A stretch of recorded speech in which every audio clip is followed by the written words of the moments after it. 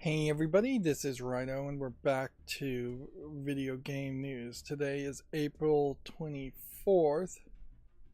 Uh, Immediately running into low frame rates for some reason. 2026. And yeah, it feels like it's one of those days where I probably should have scheduled the stream to start an hour later so the notifications would have actually gone out. Although, in fairness, I don't think I don't think the algorithm particularly likes me or likes any small time content creator, and is definitely not putting my videos up in front of new people who are actually clicking on them and watching them, or if they are watching them, they're staying for about 5 minutes, and that's about it.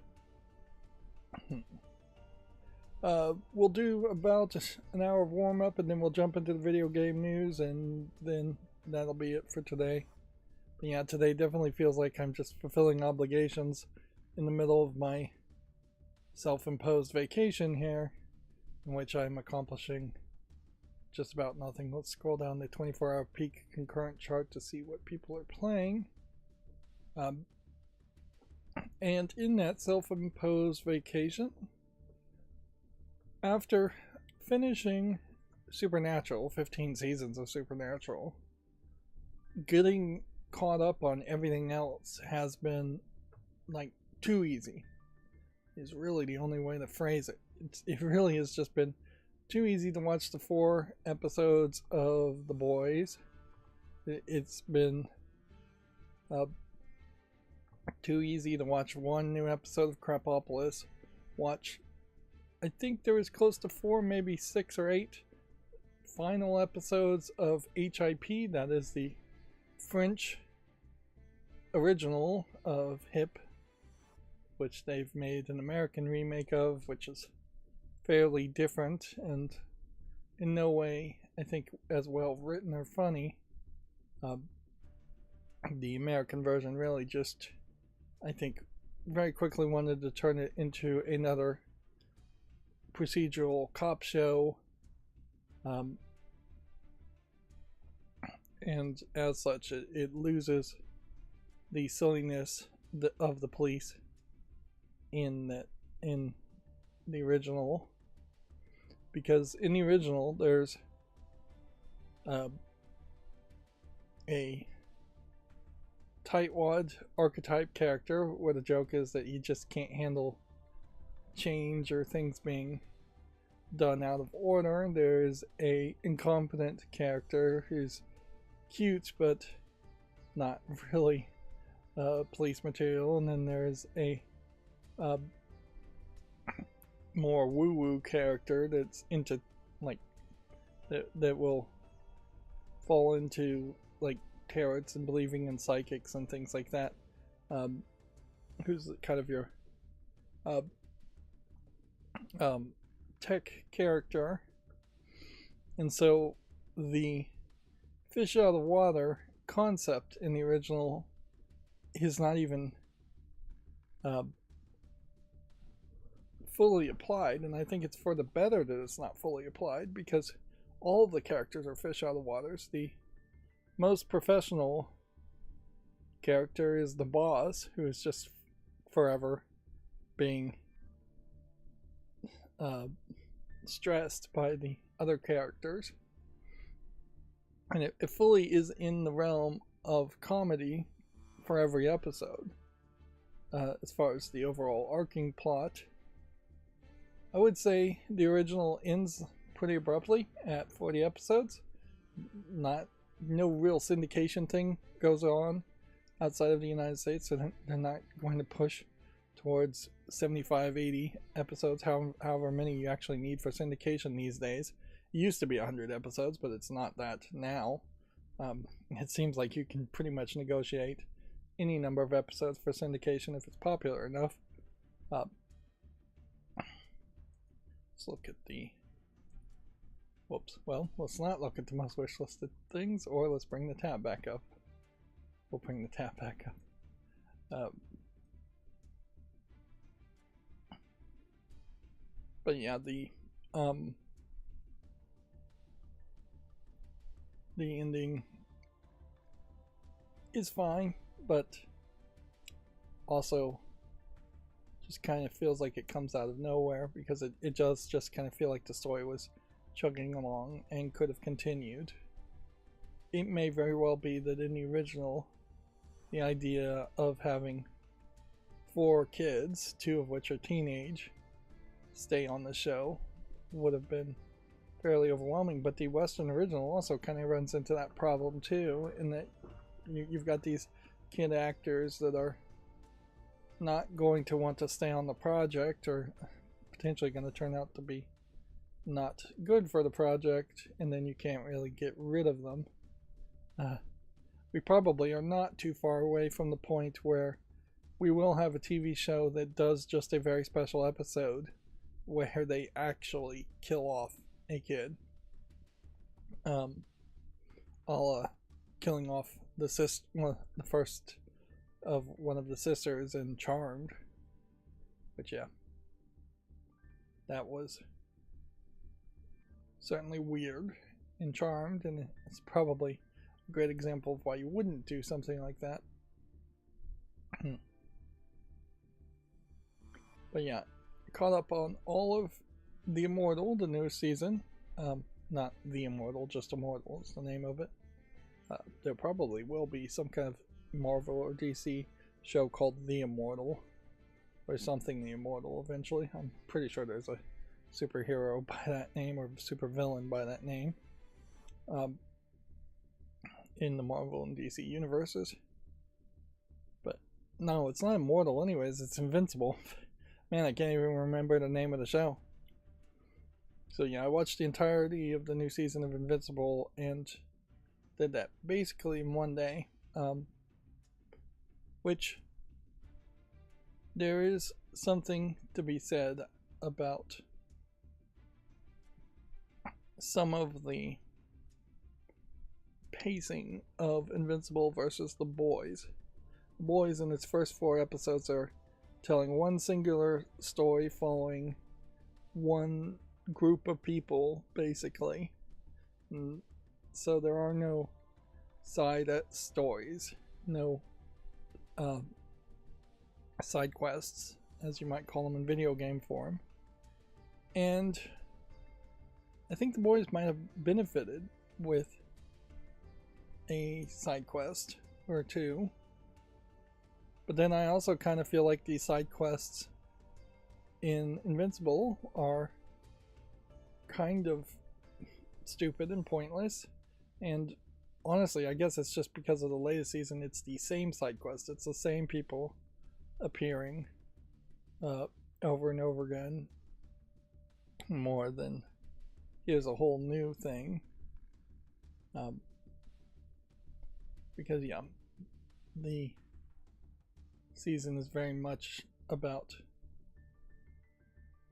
getting close to wrapping up the Viltrumite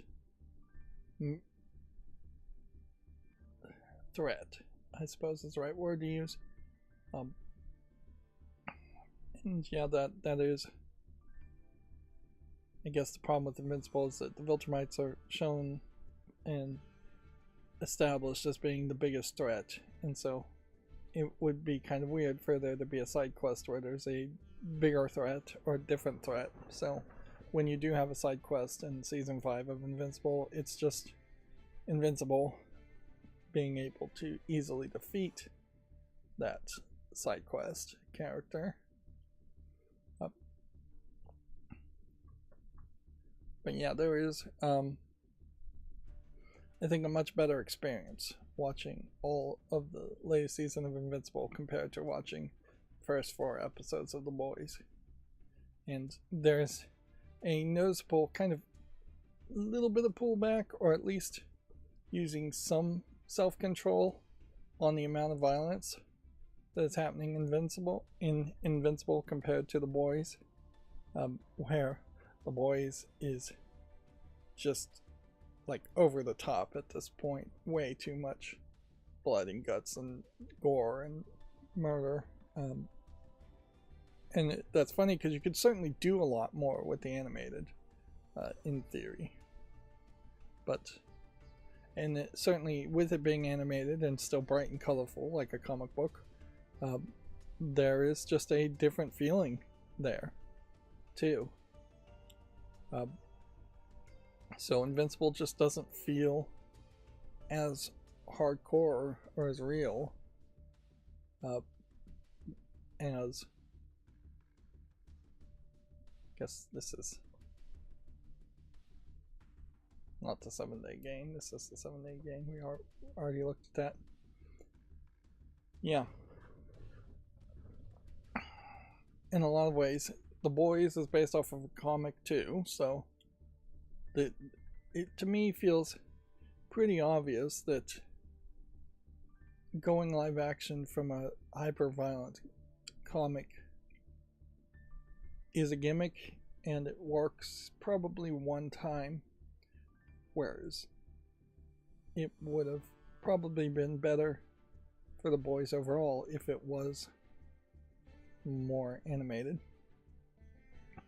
On the point of side quests too, remember that in Fallout 4 they specifically had a line of dialogue saying don't get sidetracked on side quests.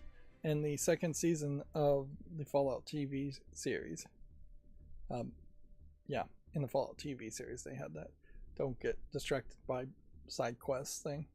And the second season of the Fallout TV series is very much following that, and there's a considerable lack of side quests that happened in that season, and it would have felt a lot more like a Fallout game. Oh yeah, I remember this one where the title is nude, but I don't believe there actually is any like nudity in it at all. It's just bait and switch title. Back in the heyday of people just buying things based on the cover art and very often not even reading the back description.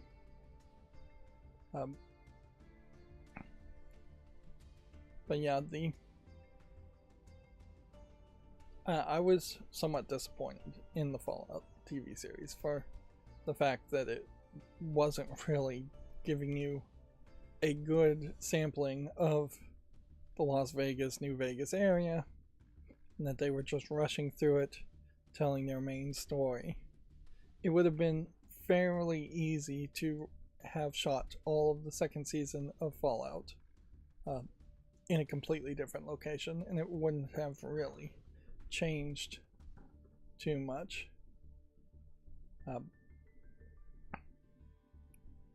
And I've been talking about like how you should have ensemble casts, and the Fallout TV series does technically have a small ensemble cast. I would say you've got maybe 5 characters, when a lot of times you could go up to 8 to 11 characters in a TV show. But then they really, in the second season, don't focus on that ensemble cast much. And so it is just the zombie story more than anything else. Which I guess if you're a showrunner and one character becomes like super popular and just is a breakout success, your instinct would be to give more lines of dialogue, give more focus to that character. But I would argue that perhaps as a showrunner you should stay a little bit more true to the original intent and maybe pull back on that character. Now I wouldn't say poison the character and then start giving him lines of dialogues and actions that will turn the audience against him, but I would say there is a decent argument to start try and build up the other characters. So yeah, here's your original Xbox Gamer Bro type Microsoft creation here, and it's nude, and even in the robots you can pretty clearly see they've fashioned something that makes them look less than nude. Yeah, published by Microsoft.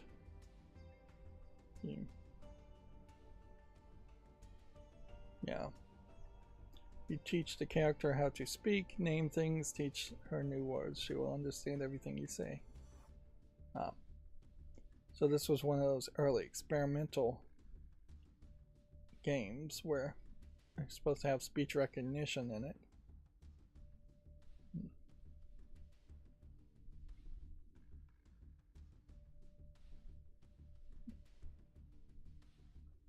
Apparently this was going to be a real robot character.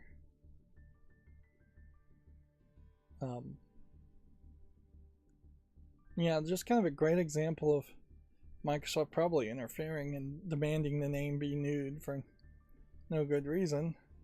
Since the character, the girl in the game is called Pass, you'd think the game would be called Pass. Which I could see Pass standing for something like predictive algorithm speech synthesis.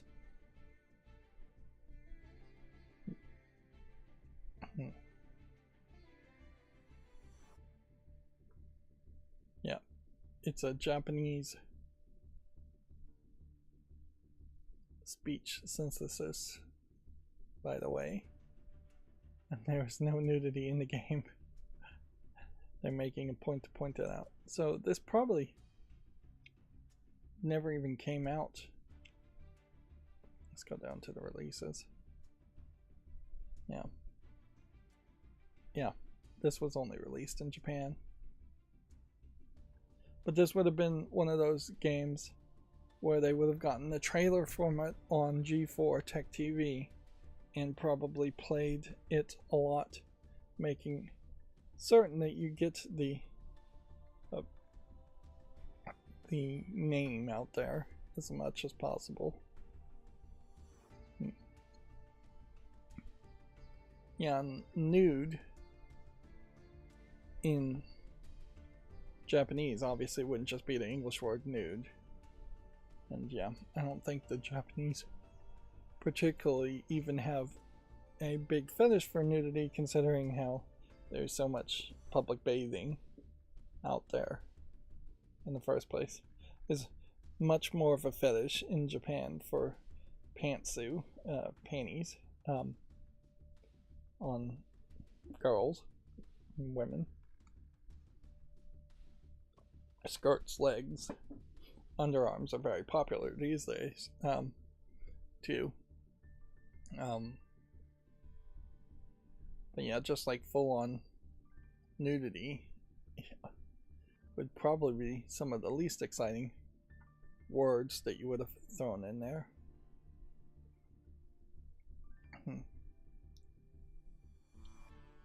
But yeah, that is almost certainly a great example of the cynical stupidity that has been Microsoft in their attempt to break into the Japanese market.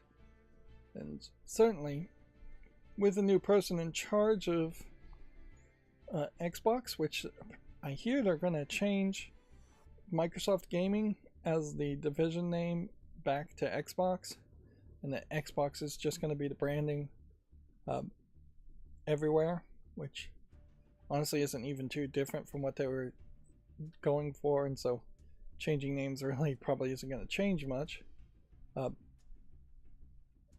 it might be certainly a indication of where they're going and where they're thinking. But yeah, with the new person in charge of Xbox, there is certainly a possibility that they could start doing more things in Japan and try to get that audience more. I also saw, as a side note here, YouTube put out a explainer as far as releasing members only videos in early access, and basically they said, they phrased it in such a way, their answer is, as far as will it hurt viewership, they phrased it in a way that it probably won't help viewership, but they said it won't hurt viewership. But they did make an interesting confirmation. Some of these channels now that are going to go to members early access videos are going to have their most excited, most prominent viewership potentially jump into memberships and watch those videos and not watch them when they go live. And the algorithm doesn't calculate any of those views for the early access stuff. They treat it like it was an unlisted video, which means when your video comes out, your most hardcore audience is highly unlikely to watch the video a second time, and so it will hurt your algorithm. Almost certainly it will. And honestly, it's probably going to be better for YouTube overall, because as channels start asking for money, they get bigger, they ask for money, probably don't really deserve the amount of money they're asking for from a membership. And even if they do deserve it, let's just face it, people don't have money for that and don't want to spend money on those kinds of things. Those channels are going to start to suffer, and that means medium-sized channels without memberships and small channels might get a little bit more help. But it will be almost certainly a tiny, infinitesimal size amount of help that won't really help anyone. But meanwhile, memberships will get more money into the hands of those creators, and that is pretty much the only way they get money into the hands of creators. Yeah. YouTube is still very much a crazy, time-sucking waste of a lot of content creators' efforts, but it's the only game in town. I was thinking, theoretically, what it really should have been, and almost would have helped a ton with the internet when it was first becoming popularized, as far as the regular people having the internet in their home instead of just maybe the internet is connected to by computers in colleges. What would have really helped is if there was some kind of payment system built directly into it.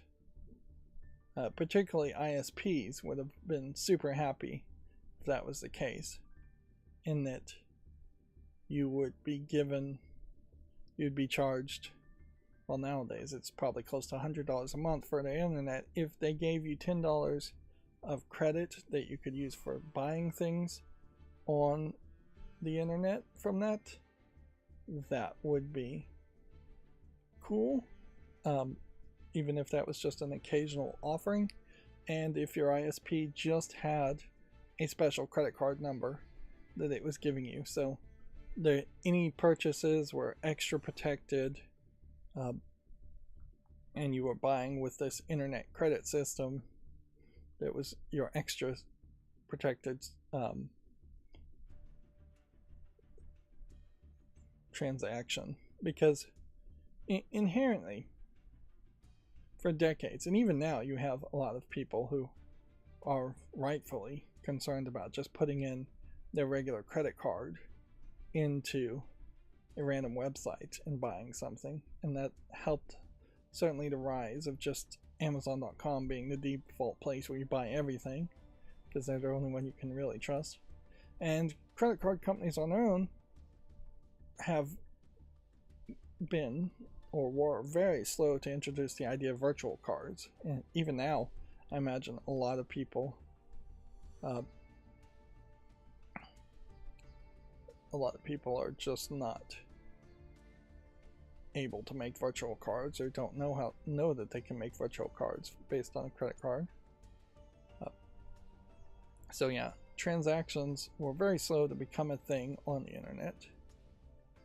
Although it is also very true that as soon as transactions and shopping became a big thing on the internet started to erode from what it was before, being more of this free open area for the free exchange of ideas. But yeah, the internet now feels very dead, and I never thought that was going to be the case. Yeah, it's crazy how I'm just not getting emails either these days. I've just naturally unsubscribed from everything, I guess, or they've just naturally given up on things. Publishers Clearinghouse was bought out, and they're about to rebrand and change their name completely. And they were the one that was emailing me 5 or 6 times a day.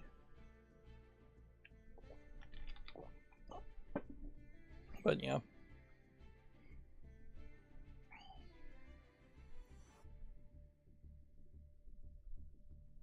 But yeah, well, I don't know why you would acquire Publishers Clearinghouse and then immediately rebrand and get rid of that name, other than the fact that the company that acquired it isn't running the place particularly well.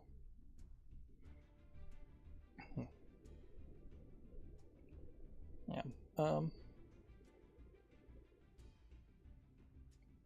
And I feel like I've hit a brick wall. I've really just been doing almost nothing. Although, not really almost nothing. It's just I've been doing a lot of stuff while lying in bed.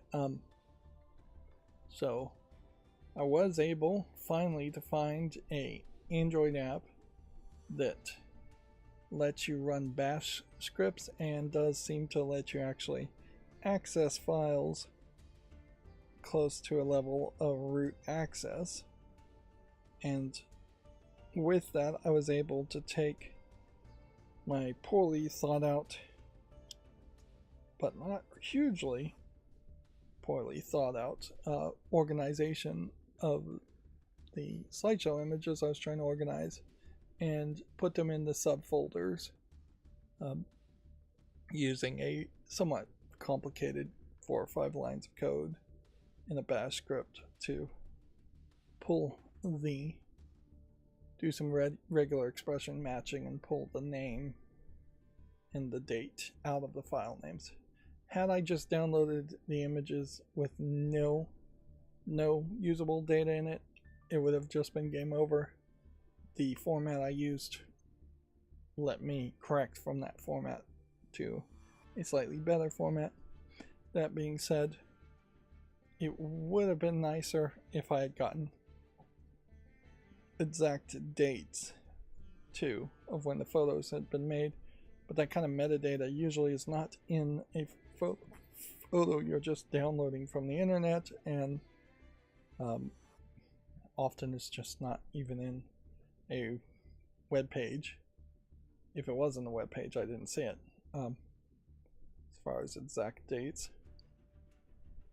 So yeah, there is a definite improvement that can be made, and a lot of this is just working in the constraints of Google Photos, which is not really the best system ever.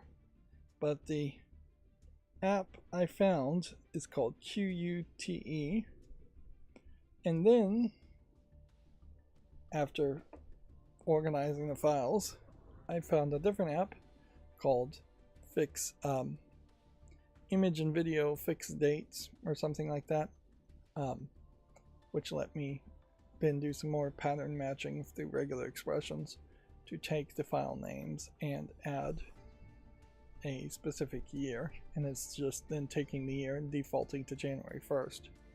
So it's broken up the dates that are now written to the files, which will now have Google Photos sort those files by date a little bit better, which that's about as good as it seems like you can get. Like, you can't take a folder and back it up to Google Photos and then have it automatically take that folder name and assume that that is the album name. So I potentially have anywhere from 80 to maybe even 160 folders, and each folder is its own album now. But then this is just setting up for a stage 2 process that I would have preferred to not have to do, and then I'm going to have to just manually type in the names to an album, which that's annoying, but it will sort through dates. There is possibly some more manipulation that could be done where I could change the months or the days as far as the dates on the files, and that would further break up the groups, because at the moment it's just going to be everything from 1 year is mixed together. But yeah, by using the app to adjust the date in an automated process, that saved me a ton of time using the bash script to move the files around and rename them. Or not really rename them as much as just put them in subfolders where it's the name of the model, then a year, or the word unknown. If it's unknown, then the photos that have the photo files that have the name, the year, and the serial number that's means almost nothing, all in the file name. But yeah, this is the second slideshow I've tried to create, and both of them are unfinished, and well, I guess this is the third slideshow because there was video game posters from the Nintendo website, then which of that's pretty finished, although there could be naming and dates added to that. It doesn't really matter that much. And then there was the Pokemon Pokedex and Who's That Pokemon one, which needs still some file manipulation, organization, not really manipulation. And then there's the Sports Illustrated one. That's the big one. And yeah, even on my third attempt, if I am learning things, I am probably forgetting them by the time something comes up. And I don't know if there would be a fourth slideshow to be made.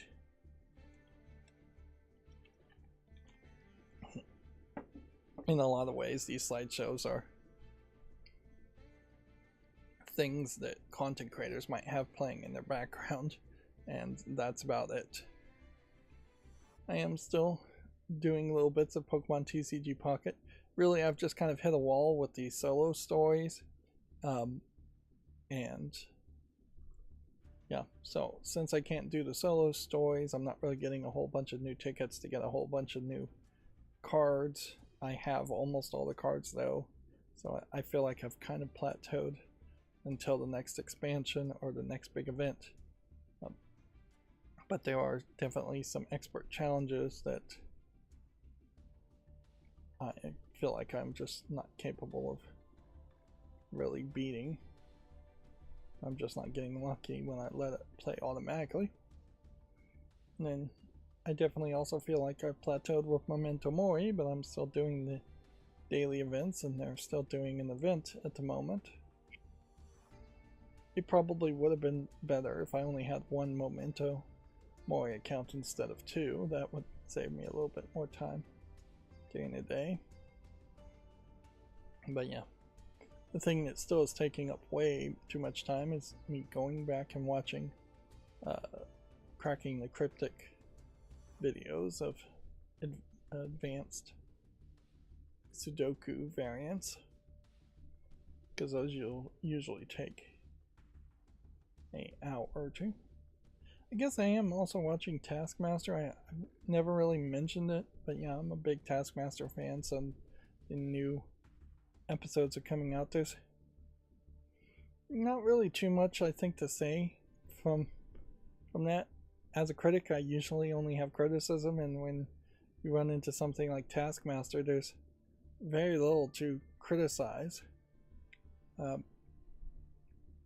So, because it is just what it is, and it's what it is pretty funny and pretty good, so yeah. And that is true for most cases. If I am really enjoying something, I'm probably going to be so forgetful I won't even mention it.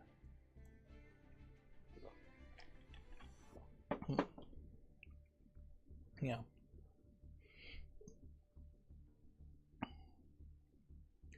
I definitely wish there was a better system as far as how you would format videos or photos, and Google Photos would just be able to recognize that a folder name means something. But yeah, inherently Google Photos is designed to pick up photos you are actually taking with your camera, and the camera app itself is either going to put in EXIF data as far as time, date, and location, or it isn't. And the camera app is never going to pop up a text box asking you to describe what it's taking a photo of. So I imagine Google Photos works fairly well for people who are just taking their own home photos and is not really a photo organizer from downloading photos or memes from the internet, which that is a thought certainly too. I've been dumping a lot of memes on my Discord, but I could be putting all the memes I find on the internet in Google Photos. I don't see a really good reason to do that, but there might be a thought there. Yeah. Really don't have anything to say about hardware. This chart is long since dead. It's still getting updated, but it's long since proven to be a fairly useless thing. Apparently there's a CS2 tournament happening in I think just a couple of days, and my meetup group is trying to get people to go and watch that, or the preliminaries of that, or something like that. And if I actually cared about CS2, I would consider going and doing it and being a seat filler, but honestly, I don't care about CS2. I probably should, just for my own education, watch some of that, but my attention span would be very low, and I suspect it's like a event over the course of 2 days, and I suspect that over the course of 2 days it's going to be 3 or 4 hours each day, which honestly I would struggle to watch maybe an hour of people playing CS2, because I just don't know anything about CS2, and the general idea of watching people run around, jump, and shoot each other sounds pretty boring. And that's been the problem, my problem personally with esports always, is that it never sounds like something I'd really want to do. People who watch American football, for instance, and it is much more the case for American football than soccer, tend not to ever actually play American football or touch football or anything physical like that at all. I would say your American football audience, of them, probably 90% or more of them never would play football at all. Whereas soccer, I feel like probably 60-70% of fans who watch soccer around the world actually do fairly frequently play soccer. Like at least once a year, I would say. There's a decent chance that they have a game of soccer that pops up in a park or something, and they go and do that. The video game equivalent of that, as far as esports, I would say is drastically different, in that people who play CS2 are totally going to be the ones that are watching esports and watching other people play CS2. I would say nearly 100% of everybody who's going to watch a CS2 tournament have played and do regularly play Counter-Strike 2. And so it would be very weird for me, as somebody who doesn't play CS2, to go and watch an esports event. Sure, people can't all play at the level that esports players play at, but they can play the game.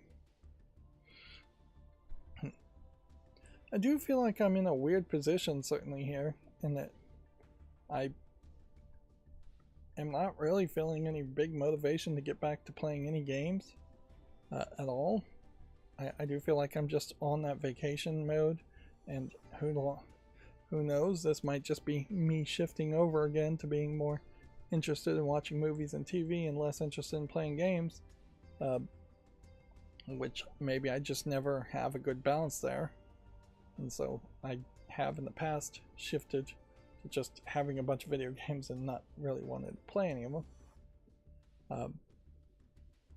But yeah, I definitely am not feeling a twinge to get back to Resident Evil 2, even though I know I should.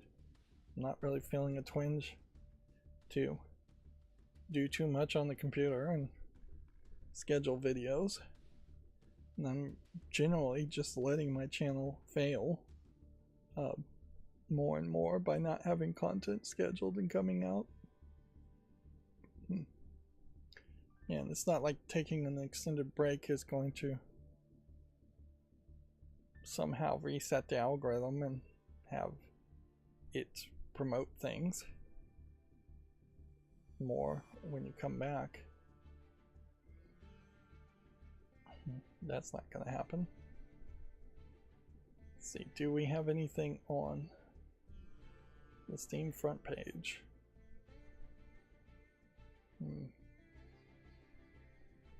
I don't think really too much of anything new this Friday. Yeah, I imagine this will be somewhat lazy Friday. We might have a bit more of a of news, and that'd be about it. Dispatch here has a character that is in the Invincible color pattern somewhat, and I imagine it's on sale and trying to catch people's attention from Invincible. It is also certainly crazy that Amazon Prime Video does a terrible job of promoting other stuff, and when they are coming out with big things that they're promoting to me, it's here's a new season of Invincible, and oh, by the next week here's The Boys back to back. And if they were going to do that, they definitely would need to have more content, just at least 2 more shows, so that there was always something to watch new every week throughout the course of 52 weeks throughout the year. Because yeah, once The Boys is done, that would be it for a while, I think. Yeah, the idea of remaking Clue as a movie kind of does make some sense. Yeah, we've got actually quite a few video game movies coming out throughout the rest of the year. More than we probably should have.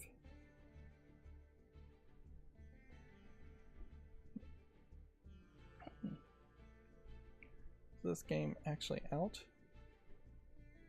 I don't think it is.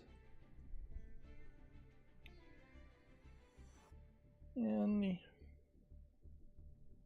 images don't seem like they want to load.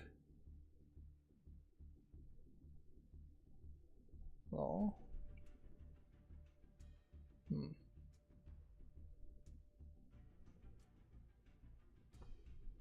Yeah, the same old stories basically still going forward. A lot of people talking about Pragmata, a lot of people seemingly trying to clickbait and create controversies around Pragmata. Definitely feels like there's probably an intentional action going on here to try and create controversies around Pragmata. And yeah, I just don't know if that isn't some like push from Capcom themselves, or their publishing company and advertising company that Capcom hired.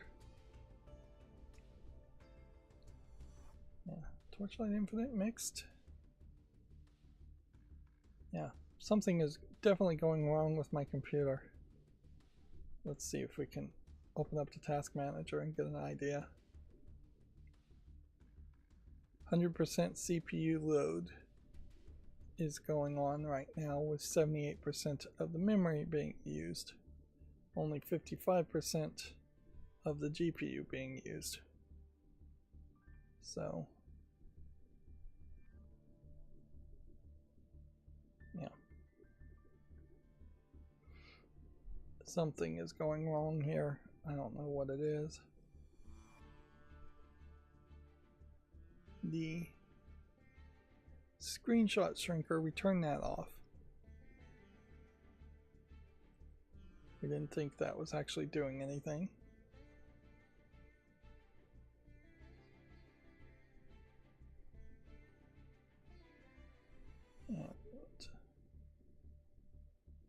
Yeah, basically nothing else is going on, and yet the frame rates are dropping like crazy.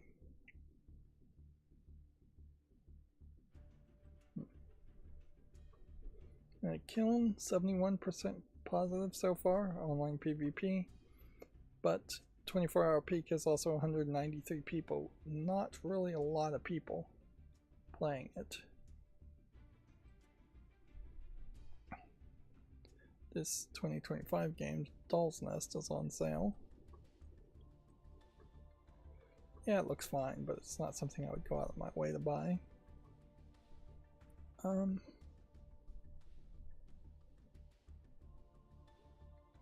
Yeah, this is just Firefox doing something. Let's manage this extension and then disable it, and we'll re-enable it. If it is my UI Vision macros we're still going, that would fix that. Otherwise, yeah. And that is one of the reasons why I'm trying to get rid of UI Vision macros and just remake all the macros as Violent Monkey scripts, is that I just want one extension that is less buggy than UI Vision is. But there's kind of nothing else really running. Yeah. So yeah, there is just definitely, sometimes it feels like Firefox just gets screwed up. And I can't really do anything about it because I could like try and reboot the entirety of the stream, and that is potentially, well, not reboot the stream, but reboot Firefox. That's probably not going to help too much either. So the hope is just to like close things. We don't have any Steam Deck refurbs. Vampire Crawlers is in the #2 spot for games being played on the Steam Deck. I put my Steam Deck in the other room, and that probably was a bit of a mistake, but also there really is no reason why I would be playing on my Steam Deck right now. It would be, I guess, somewhat helpful if I started to schedule videos and running macros and things like that, but yeah. I guess I would bring this to Video Games Chronicle articles, but it doesn't seem like there's any open, so maybe the macro just totally broke there. That would kind of explain it. So we'll go ahead and go through Gematsu articles, and we'll do this. And we're just kind of trying to rush here to get as many tabs closed as possible to find one that's the problem. And yeah, these are the kind of problems that should not be happening ever, really, but definitely are happening way too often. Resident Evil Requiem sales have topped 7 million. Okay. They had the fancy cakes made. That's an interesting picture.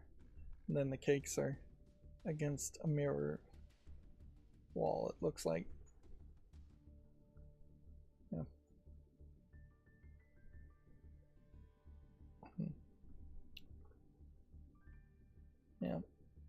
quite a lot of, if these are people that actually worked on the Resident Evil game, quite a lot of female employees there, but you never really know in Japan if it isn't. We have a whole bunch of female secretaries that we force to go drink with us.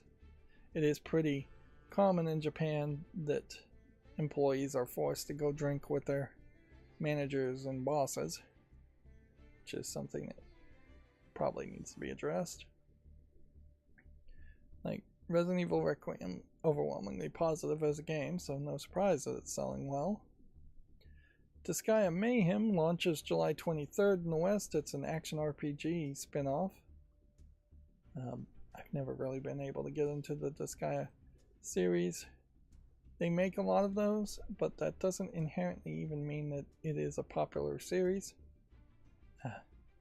If anything, I think it is oddly normalized how companies will just continuously make the same games for their cult fandom, and it never really rises to a huge level of success. Claire Obscure Expedition 33 sales have topped 8 million. It's been a long time since we heard 7 million, so they are obviously slowing down in their sales numbers because they've just hit a saturation point of people who are going to buy the game and play it. And it is, for me, once again, one of these situations where, sure, I would be more than happy to play this game, but there's really no big relevancy to playing this game now. Everybody knows it's an overwhelmingly positively reviewed game. Everybody has made up their minds on it. Me playing it would be exclusively almost for my own entertainment, which it's not even a retro game, so it's not like you're gonna convince people to go back and play it at this point. That'll take several more years. Zenless Zone Zero version 2.8 update to new Iridian Sun launches May 6th, and a Steam version is coming soon. I assume this is somewhat of a mobile game. Yeah. Single player in-app purchases. I would assume it is a mobile game. Although, you're not really seeing any heads-up display at all in the game on these screenshots, so it's really hard to know how it really would look. It says it's an action RPG game, which, yeah, a mobile-first action RPG game would be slightly different from what you generally are expecting from a mobile game. Genshin Impact's next major region, Snezhnaya, I don't think I pronounced that right, launches August 12th. Yeah, and I think we are definitely not going to push play on any trailers as long as I feel like the computer is running into problems. This really should be possibly another example of, I'm still at 100% CPU usage with 83% of that being Firefox. Is there a way to really figure out which page it is? Well, there's one here that's, let's see if we can do this. 57% of the processing is happening on that one page. I think I just closed that one page, and then it seems like it just jumped to another page. Yeah. And everything is messed up here. Now,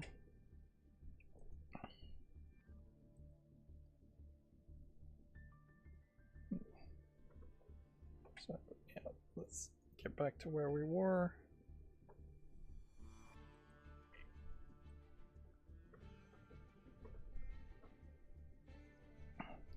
So yeah, that didn't seem like that really worked.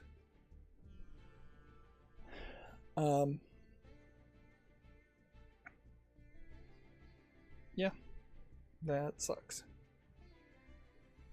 That might mean we'll just have a shorter stream though too if we just kind of work our way through this, but clearly there's no way to fix this short of just restarting Firefox, and even then there may be no fix for this.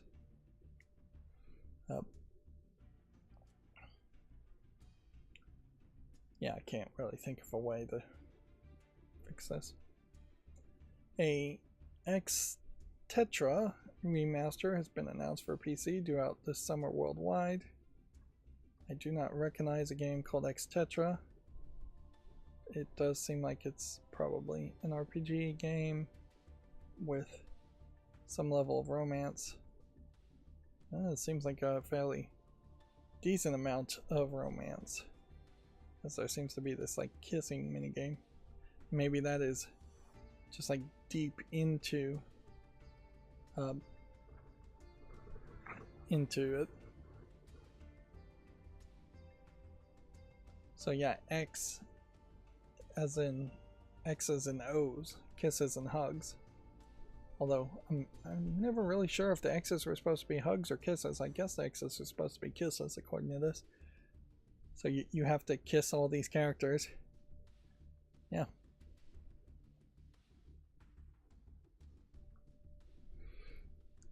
It'll be interesting if there was some kind of level of censorship here in a game that seems to be very focused around kissing. And certainly I would say it would be nicer if there was more kissing going on. Yeah, the video games often tend to skip right over what would be normal first stages, first base type stuff, straight to home runs, straight to third base as far as romance is depicted. Like, it is ridiculous how often in movies and TV you have a couple just kind of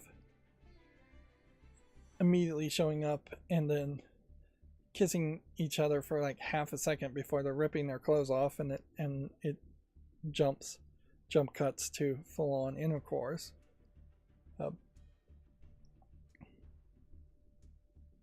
Which, yeah, I don't think it really should be that way as far as romances. I think there should be a lot of practice, for lack of a better term, kissing and hugging amongst couples before you're straight up sleeping with each other. Of course, the idea of sleeping with someone by the third date seems to be pretty normalized these days too, and yeah, at that point I think there probably should be less official dates, because yeah, I think people should take it slow, get to know each other, actually talk, unless they are just straight up not going for actual relationships. There definitely were movie actors in the past that were just known as great kissers, and they were advertised as that. There hasn't been anybody like that in a very long time. So yeah, this X Tetra game, RPG, will be interesting to see if there's any real interest around it, and if there's any real censorship around it. I wouldn't be surprised if it is always, though, just kissing with no level of nudity. We can see it's tagged as romance, but there is no nudity tag or sexual content tag on the page. There's also no warnings on the page. And I think just friends kissing, which, you know, used to happen a lot more, and herpes and mouth sores certainly stopped a lot of that too, and other diseases and germs stopped a lot of that, and COVID, I imagine, stopped a lot of that for a more recent generation. But yeah, the hippy dippy mentality of just people friends hugging, kissing, has severely, I think, been reduced in the past few decades. Schools actively punishing people for public displays of affection. We're actively trying to stop that from happening, too. Moving on, a unannounced Tumble Pop remake, Tumble Pop Memories, has been rated in Korea. I have no idea what this game is. Yeah.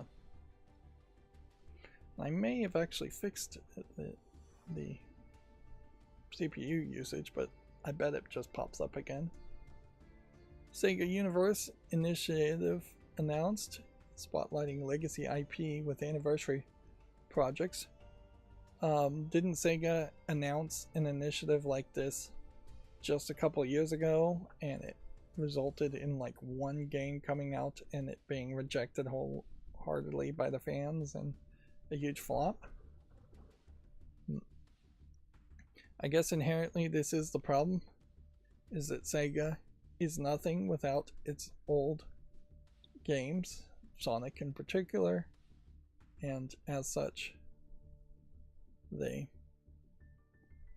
have to do something with their old games. But like Fantasy Zone, Outrun, Streets of Rage, Rent a Hero, I don't even remember that game, Guardian Heroes, don't recognize, Knights, Dynamite Deca, never heard of it, Sakura Wars, certainly heard of it but not super popular in the West, and then SGGG, haven't heard of it. So I'm gonna risk it and press play here. There's also a concept project movie. So I don't know if that means they actually are even thinking about taking these Sega properties and turning them into, so using them in some kind of live action movie. But yeah, it probably has been where Sega has made a decent amount of money in the recent decades, is just licensing their IPs for movies like Pixels, where you would have games show up, although I'm not sure if any Sega games were actually in Pixels.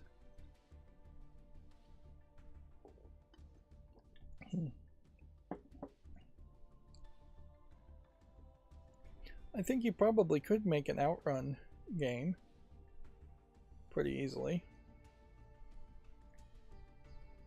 But as you watch this concept, you are getting, I think, a concept of what they're really thinking, which is t-shirts and merchandise. Like that was the only thing that was really shown there, is a t-shirt. So this may very well be them throwing spaghetti at the wall and seeing what sticks. Sega has really failed to innovate, really failed to create anything new. It might have been okay for Sega to do that had they stayed in the console market and were still making something, even if it was 4th or 5th in popularity. But yeah, a Sega game, any kind of like new Sega franchise, I can't even really think of any coming out in many decades. Moving on, Which the Showdown launches in 2027 for the PS5, Xbox Series, and PC. It's a fast-paced, high-difficulty parry action deck builder game, which deck builder game would not have been what I would have guessed for something called Which the Showdown.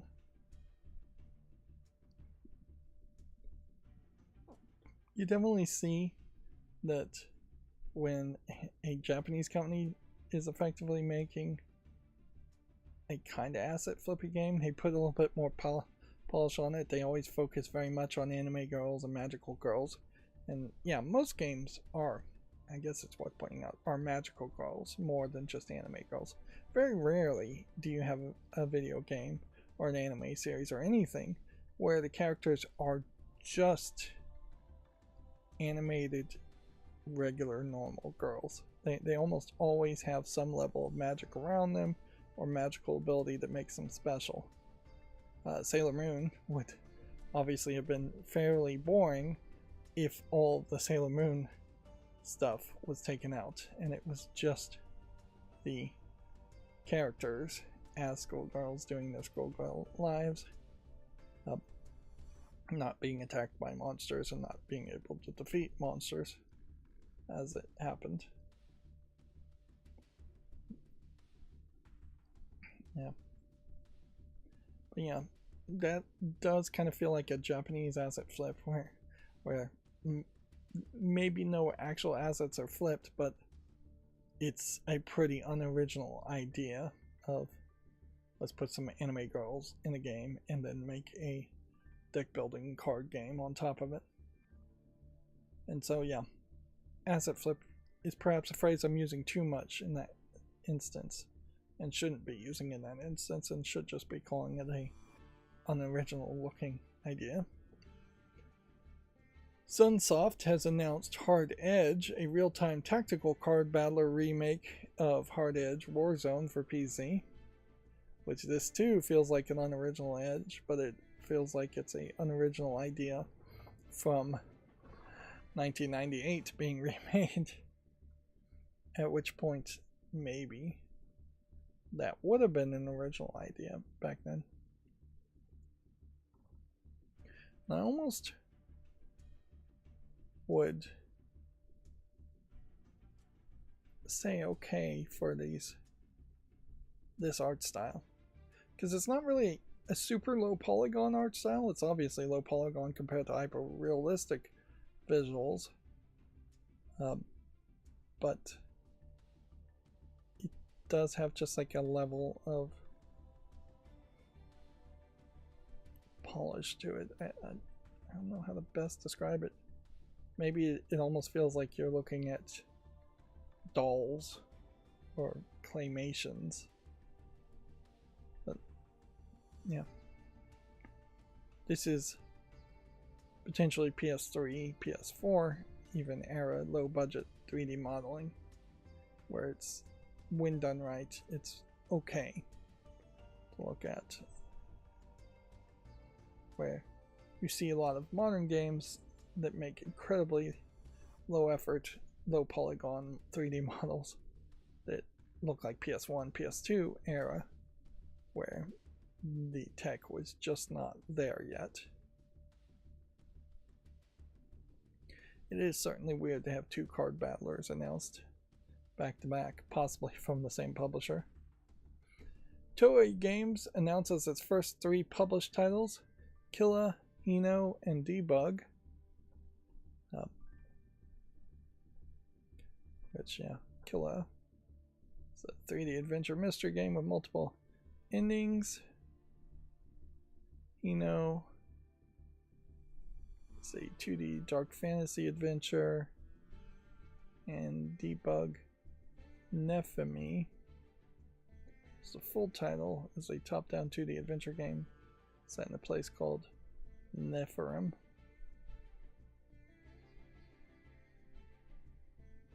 And yeah, if I wasn't just trying to rush here, I might watch those trailers. But I think we can get a general idea of what this is. Another dark horror, surreal type game. This another dark horror, surreal type game with a different art style. Then Debug Nephemi is probably a dark horror too, but looks more like an Undertale game. The pixel art combo packed character action game Knuckle Paradise has been announced for PC. Yep. you do just kind of constantly get announcements for new games. And either there is something wrong with my system, which is very believable, or there is just a real disconnect between how many games get announced and how many games actually come out. Because I've been doing this for a while now, a few years, looking at every single new game that comes out on Steam, or almost every single new game. And yeah, there are definitely games from 3 or 4 years ago that were announced that just get forgotten about and never actually get released, or are still labeled as coming soon. Which perhaps is an argument that it still is a little too easy to list a game on Steam.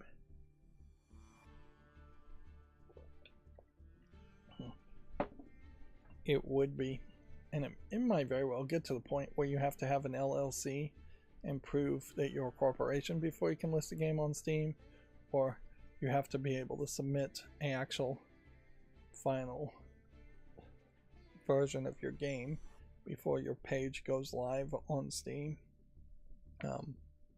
Steam is very much about building hype right now, but at some point people are going to start realizing that the hype is not getting delivered on. Imagine if in the real world you were shown commercials for products and the products just never came out. Imagine if the Valve machine, for instance, never came out, or the Steam machine never came out. That would be a huge loss. Let's see. Perfect Tide: Station to Station for Switch launches May 14th. It's a narrative adventure game currently already available on PC.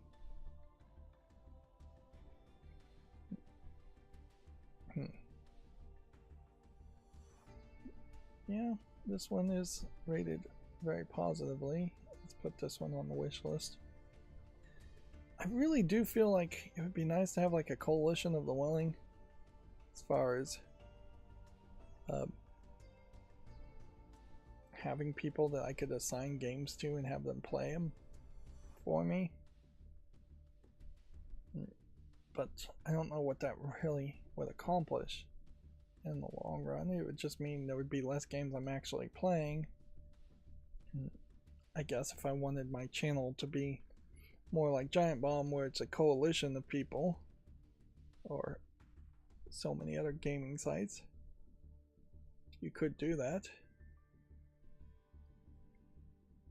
But I don't think those are particularly the most successful sites out there either.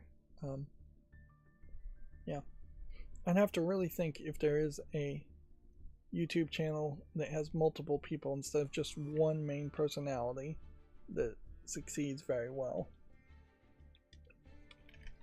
There's plenty of more mainstream video game journalist sites that have YouTube channels, but their main success came from somewhere else. Yeah, I kind of feel like that's a trap. And if you are going to have, now that collabs are a thing, if you are going to have a group of people playing games, it makes a lot of sense for each of them to have their own channel and collab with each other that way, instead of having a unified channel.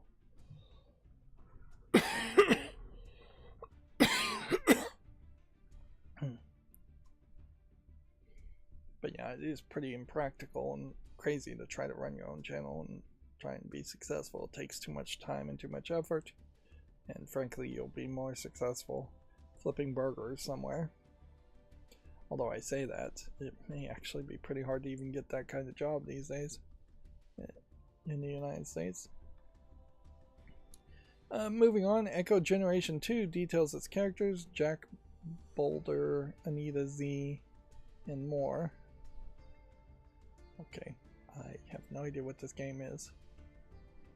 And this is a weird animation style, to say the least. I'm not sure if I really would like it in movement. It might be better. It does have that kind of Roblox feel to it, and I think that's something I'm not super interested in. This is just a card game again. Stormforge launches in early access in 2026. Here we can look at Steam's page for Stormforge. I do like this art style. Yeah.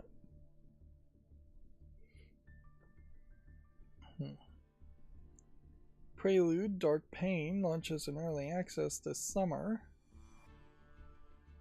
Don't hate this art style either.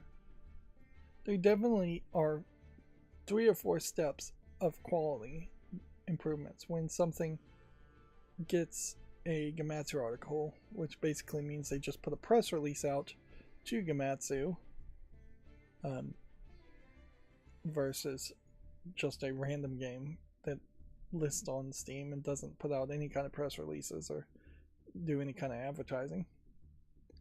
Yeah, I think that is a big issue too, and perhaps maybe that is another way that the Steam Direct system could be improved upon, is if Valve raised its prices from being $100 to list a game to $100 plus a $1,000 advertising package, which $1,000 is quite a lot of money, but not that much for somebody making a game.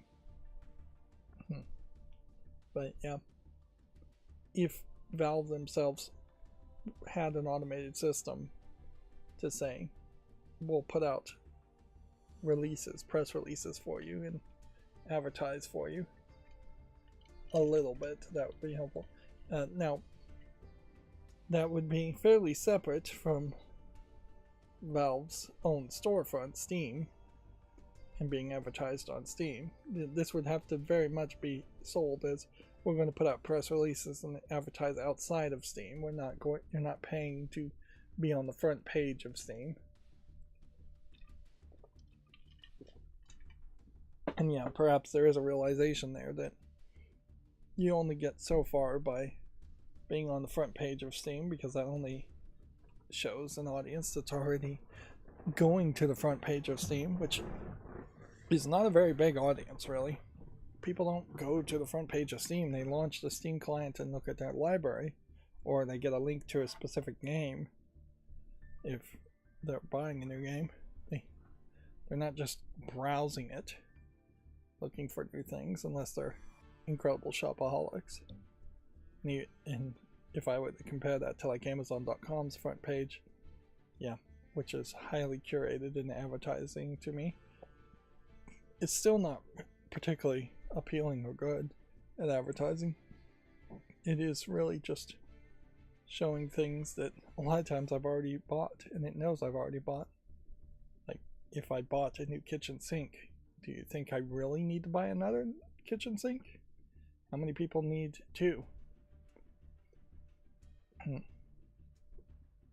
Anyways, moving on. Voidling Bound Abyss playtest is now available. Voidling Bound. It's not out yet. This was one of these games that I think came out right after the Pokemon trademarks were challenged. Base building roguelike tower defense game Hull Rupture has been announced for PC. Hull Rupture. It's crazy how much I get turned off on a game just because it's a space game. And this isn't even really one of those types of space games that I'm not interested in. So, but yeah. And I'm a fan of sci-fi. I love Star Trek. Like, Star Wars is fine, but video game wise, the 4X style of space games have just left a really bad impression in my mind for some reason. I've just never really been interested in them, and I probably have only played 2 or 3 in my life, so it may very well be that the first one I played was just really bad. Yeah. there is definitely an argument for any form of art that maybe there should be a good foundational collection of things that people should ingest, movies and TV wise in particular. It is kind of crazy we let kids watch some pretty terrible cartoons when they're young instead of showing them like really great cartoons when they're young. Or if people start to sit through movies, which requires a longer attention span, having them sit through a terrible movie as their first movie would be kind of dumb. But also, you probably don't want them to watch the best movie ever as their first movie. You want a nice middle of the road average movie as your first viewing. Certainly when I got into anime, I very early on watched Serial Experiments Lain, one of the best animes of its time, and that certainly made it harder to then go back and enjoy something that was a B or a C instead of a AAA quality movie. And that's not too different from a lot of anime fans who would have started off watching something like Akira or Ghost in the Shell and then would struggle to find that there is not really anything close to the quality of Akira and Ghost in the Shell that would have been available at the time.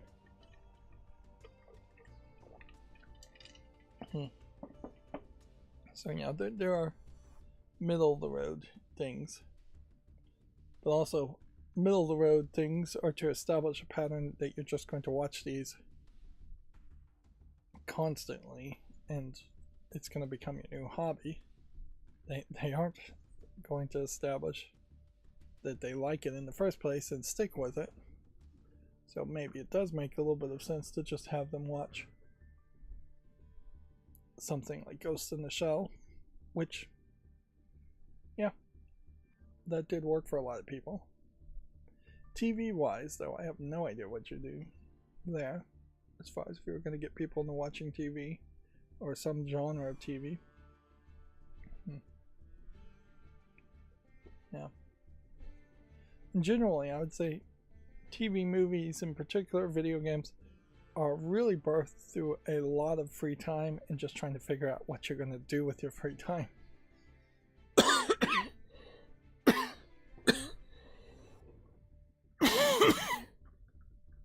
Yeah, if you don't have free time, then obviously you're not going to do any of that.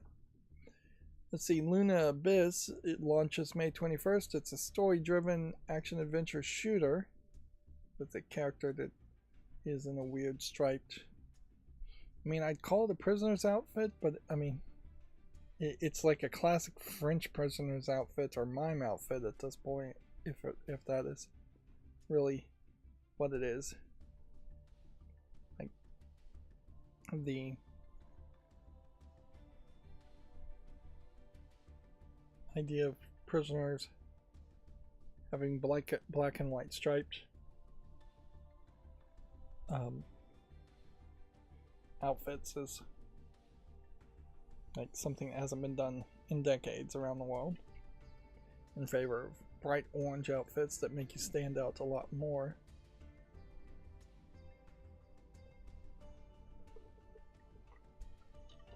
There clearly is a small fetish out there for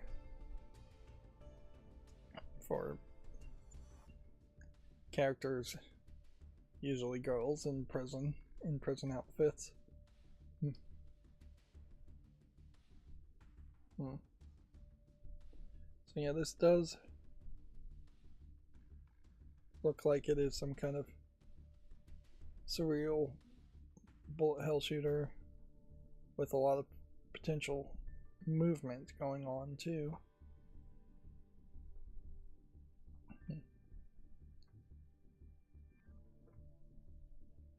And so yeah, I would suspect that the gameplay experience here is what you're really focused on in this thumbnail, as far as seems like maybe you're playing as this character, so you never actually see this character. In a lot of ways it feels like this might be heavily inspired with the Doom reboot too, which in fairness, a game heavily inspired by the Doom reboot is not a terrible way to go as far as being inspired by something. So yeah, here we have the headline: the Xbox CEO Asha Sharma and Executive Vice President Matt Booty publish a staff memo, quote, "We are Xbox." It is weird that it would be a co-signed memo instead of it just coming directly from Asha Sharma. That does seem to imply that really this was penned by Matt Booty and she just signed off on it and wanted her name on it. But even then, it's kind of crazy that she wouldn't just say, I'm going to put this out as a being signed by me. They put out the entire memo, it seems like, publicly. But yeah, the We Are Xbox part is a obvious shift as far as focus, that they are saying we're going this way, we want to be this way. It is crazy to just say with gratitude Matt and Asha though. And again, this feels like even these CEOs probably need PR people, to secretary type people who know how to write memos better than that and know what every single word they're saying is going to do. I mean, it is basically like doing a political campaign these days, where you do just need handlers and you do just need script writers and things like that to make sure you're not shooting your mouth off, because you may very well have good leadership in skills, but you probably don't have good speech making skills and leadership skills. There's really no good reason why you would have both. This is also an odd way to do a presentation. They have this tiny little circular stage where particularly it also seems like there's more room back here, and then have people sitting in chairs and two, well, look like very large TVs, and then just a whole bunch of people around the stairs standing. Like that just, it almost feels like what they're doing here is they're having Asha, in particular, maybe Matt Booty also, practice giving stage presentations, because they're probably going to make very similar statements at a stage presentation during a Game of the Year Awards or something like that. Like it's pretty obvious that you can assume that this next big Video Game Awards or Summer Games Fest, whatever happens first, is going to have Asha Sharma and possibly Matt Booty get on stage and give a speech to a round of roaring applause where they say, "We are Xbox, we are taking Microsoft and Xbox in this direction." If it's not happening at the Game Awards, it's going to be at some kind of Microsoft Award exclusive presentation. Yeah. And yeah, if you were just going to be very cautious, you'd have all these speeches pre-recorded like Nintendo does and put them out as live directs that aren't really live. So every single word could be poured over and tested and approved and phrased exactly perfectly. Moving on, Screenbound gameplay trailer is available. I think we've seen this game before. Oh yeah, this is the one where you are playing the Game Boy in a 2D world, or the Game Boy equivalent, but you are also moving around in a 3D world, and I think your controls are not independent of each other. maybe they are, maybe they aren't. Because, yeah, I don't really see a full equivalency between the 3D world and the 2D world. And this would be great to see this in movement and see how that goes. Did I just close the gameplay trailer, which would have shown that in movement?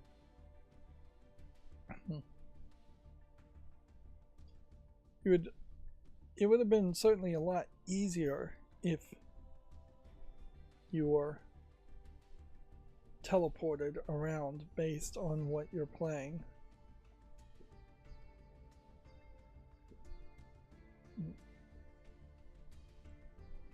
Yeah, from the looks of it, it does feel like you're having to play both games at the same time.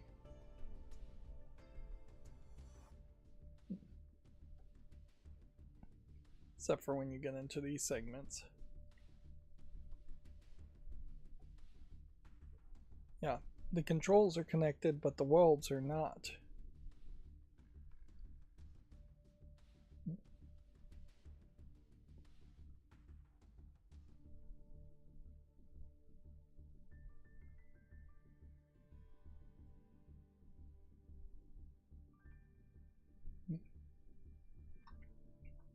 Let's open this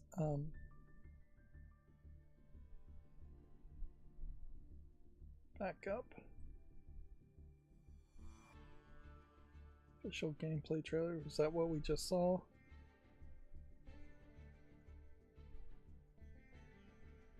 I think it may very well be.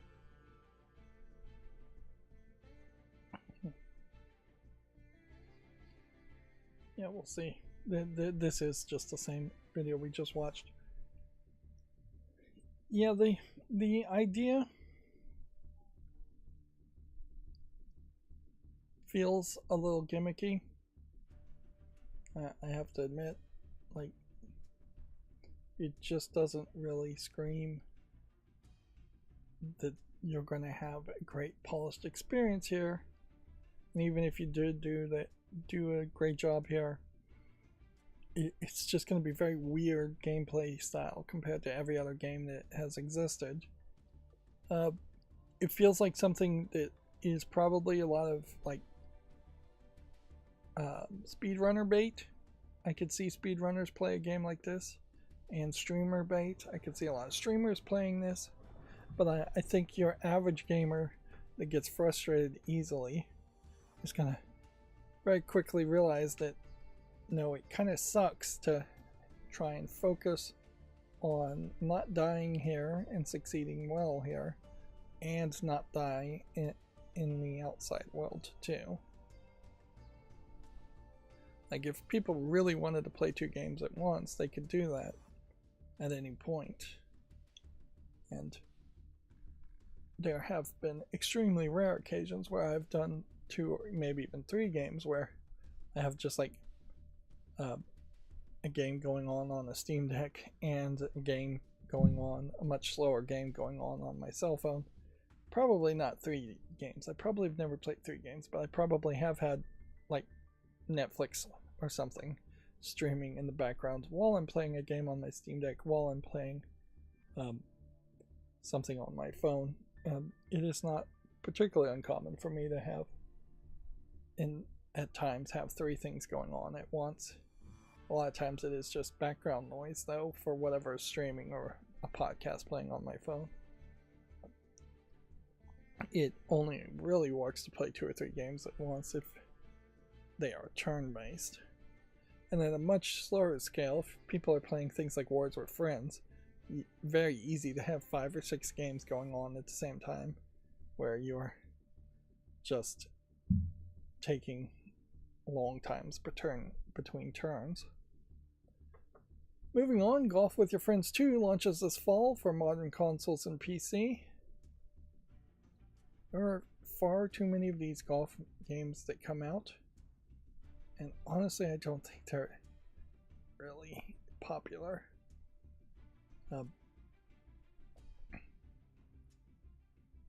So yeah, I don't know why people make so many mini golf games. Like, I guess they might be an easy tutorial type thing when you're learning physics. It's not going to be like the first type of game you would make if you were learning to make games using learning to make video games in general. But if you were specifically focused on physics and you didn't want to go crazy and try and make something like Counter-Strike 2 or Half-Life, then maybe golf does make a little bit of sense there. Again, though, it also kind of feels like there's probably just some really easy asset packs you can flip to make golf games. But I just don't think golf is that popular. Maybe it's really popular amongst game developers, but particularly mini golf. You never see mini golf as a secondary game mechanic in other games. Yeah, I can't even think of like a Duke Nukem type joke where you would mini golf with the head of somebody, of a monster or something.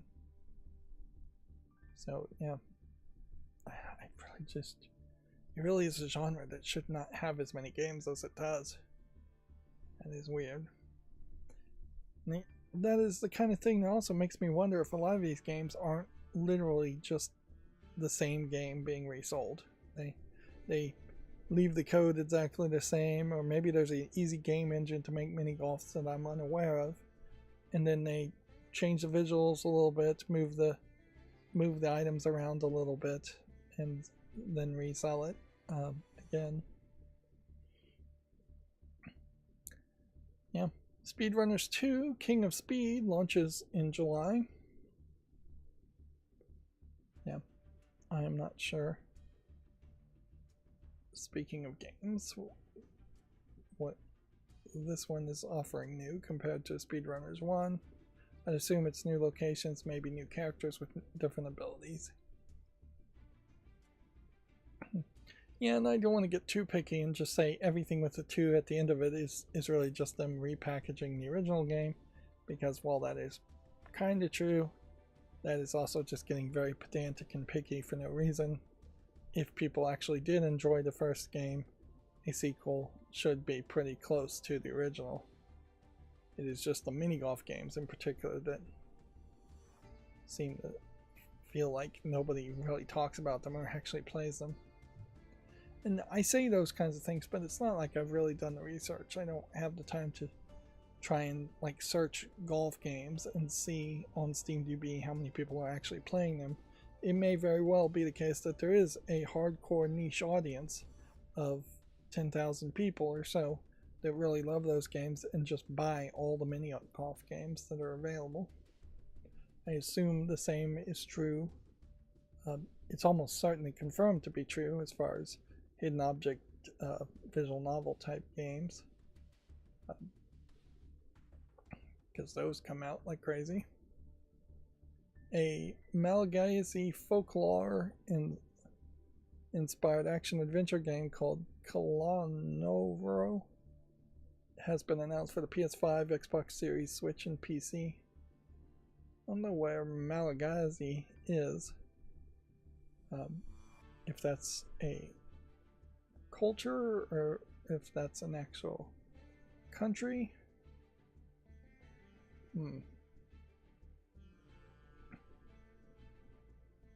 Yeah. Might be helpful to look that up if I had more time.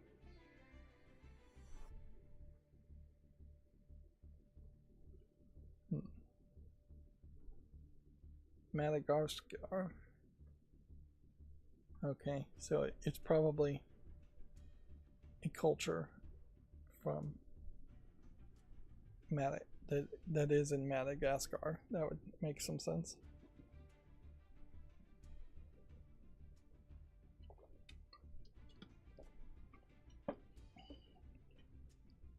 I love when games do try to involve new cultures and new stories, and I love when there's just in fiction in particular new stories based off of other cultural folklore instead of just the same generic stuff over and over again. Vampires and zombies and things like that. That being said, you did have a character driving the bus there with a tribal mask, so immediately you're going to have SJWs complaining that, yeah, this character here, they're going to complain that they're doing something culturally offensive, and then they're going to start trying to make those same claims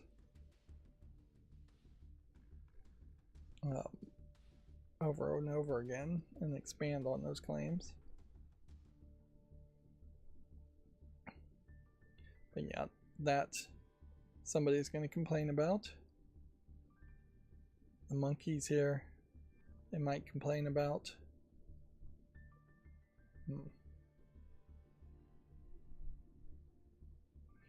Yeah, small studios may very well be bullied by it. Now for the actual game here, this looks like it's just a platformer, and I love 3D platformers, so a somewhat interesting story around a 3D platformer sounds fine. Now as far as the actual folklore, I don't know anything about the folklore, but it doesn't feel like there's too much of that really being shown in this trailer.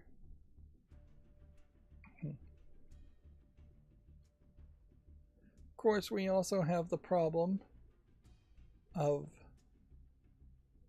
the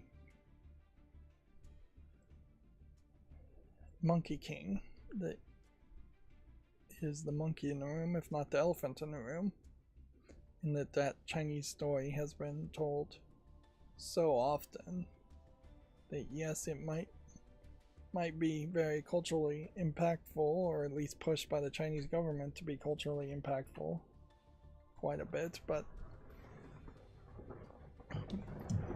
also has just become overly used and overly saturated, and in the ways it's been used has gone in a lot of wild directions just to keep it somewhat interesting. Dragon Ball Z being the, or at least Dragon Ball, if not Dragon Ball Z, being the prime example of the Monkey King story being twisted into something pretty different. The actual game here, though, I think, for this one looks interesting. Let's see, Bistro launches May 21st. It's a culinary fantasy adventure game is what they're describing it as. Yeah. It is a shame that so far all the cooking games I've seen that have had cooking as a major gameplay element have been pretty terrible. Interesting. I've seen this, but I didn't put it on the fall list, and I don't know why that would have been the case. I feel like what I probably did is I just took a bunch of stuff off the fall list because it didn't have release dates. And I may very well need to do that again. Solo Leveling Arise Overdrive for the PS5, Xbox Series launches Q3 of 2026. We are getting to the point now where games are starting to actually have release dates. They tend to be in Q3, Q4 of this year, or more nebulous dates of next year, possibly even the year after it. It is pretty ridiculous, though, to say you're not coming out until 2 or 3 years from now. Deep Dish Dungeon adds an Xbox Series version. No, that is not a game I recognize. Yeah, I don't think I've seen this before.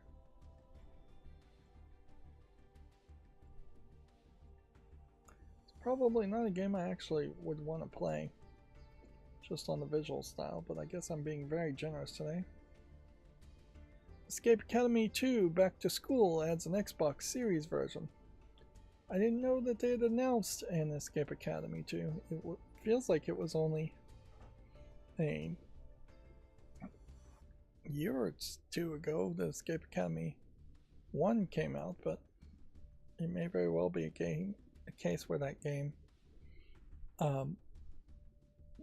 is just easy enough to make a sequel to and would need faster sequels. Puzzle games in particular, I think, probably do need a faster release cycle than most other games, because the replayability of a puzzle game is going to be minimal. The Canadian federal government is concerned about children's safety in Roblox. Canada is worried that pedophiles, white nationalists, and violent extremists are using Roblox to target and recruit children. That is an interesting question to which I have no answer. While undoubtedly some of this is happening, I would have no knowledge or idea as far as how much of that is happening, although it gets talked about a lot, particularly in Roblox. I wonder if it is direct recruiting campaigns that are happening in Roblox, or if it isn't more just a general vibe that is going on, for lack of a better term. Because yeah, if we were to focus specifically on like white nationalists, then we'll ignore the other two. And in Canada, what is a white nationalist, a Canadian white nationalist, the same as an American or a United Statesian white nationalist? I would think those would be very somewhat different, probably not that very different people. But yeah, I wouldn't be surprised if it isn't more of a case that a lot of kids in Roblox have parents who maybe aren't full-on white nationalists, but spout some of the propaganda and share some of those beliefs vocally enough that their kids might repeat it. And so it might very well be kids on kids repeating it, teenagers falling into it a little bit and repeating it, like compared to like a full-on campaign. And see, if it is kids repeating what their parents are saying, kids repeating what they've been taught to believe, or what they've picked up and believe through other sources, I don't know how you really crack down on that too much, other than just the right way to do it, which would be a blanket, no controversial topics, no politics, no religion type conversation rules, and muting of people like crazy when they violate those rules, versus a concerted campaign. I would be really surprised if it was a case that some white nationalist group has their adult members doing an actual campaign to recruit in Roblox. And I much more likely believe that there are Roblox elements in games, not even in the conversations, that are just being made by trolls. And yeah, it's pretty obvious Roblox is not doing enough to satisfy countries to prevent this kinds of stuff. But yeah. Who knows though, there might be white nationalist groups out there and they have already like indoctrinated their own kids, their own teenage kids, and now they're having their own kids actually run a campaign for their group on Roblox. Yeah, that would be the thing that would make the most sense, is that they've indoctrinated their own teenage kids, and the teenage kids have formed a splinter group to promote it in Roblox.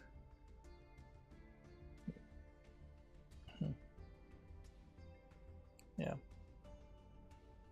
I would definitely question how effective those types of things are. Like, I don't know. I think you probably get about 30% return. If you look at the United States and having kids stand up and say the Pledge of Allegiance, you get at best 50% of those kids by the time they're graduating actually being patriotic and caring about the United States to a significant level. definitely less than 50% actually go and join the military, which is really what the indoctrination of the Pledge of Allegiance is probably about. But then you have a lot more people, certainly kids in the United States, indoctrinated into a capitalistic system in which they are forced, ready, and often happy to join a workforce or go to college to then be slightly more educated to join a workforce.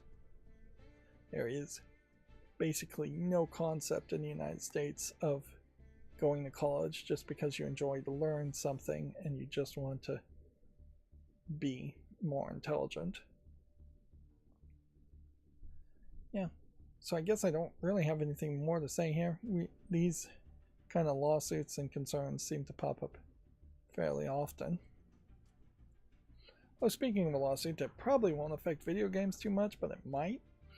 The FCC is considering selling off more of the public airways to potentially get up to $15 billion worth of money, and maybe that would mean more Wi-Fi like devices could be made, or new spectrums, new standards for Wi-Fi could be made.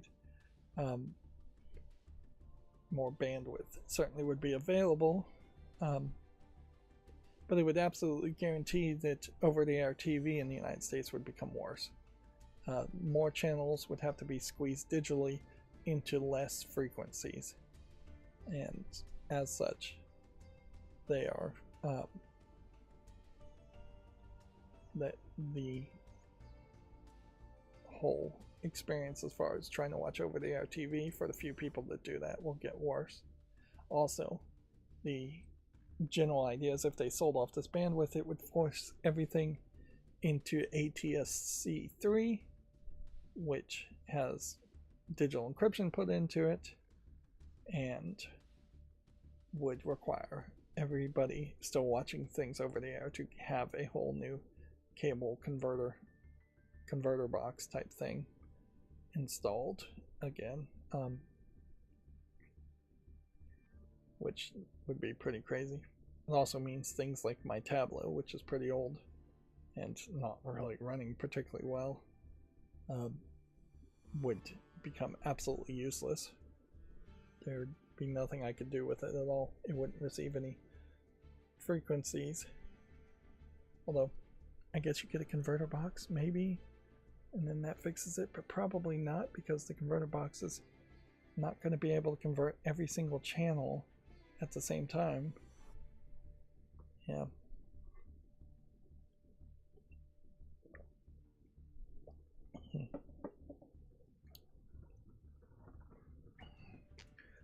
That being said, free to play, free over-the-air TV in the United States is pretty well not being watched by most people, even though streaming is getting worse. People are not moving back to cable or over-the-air TV.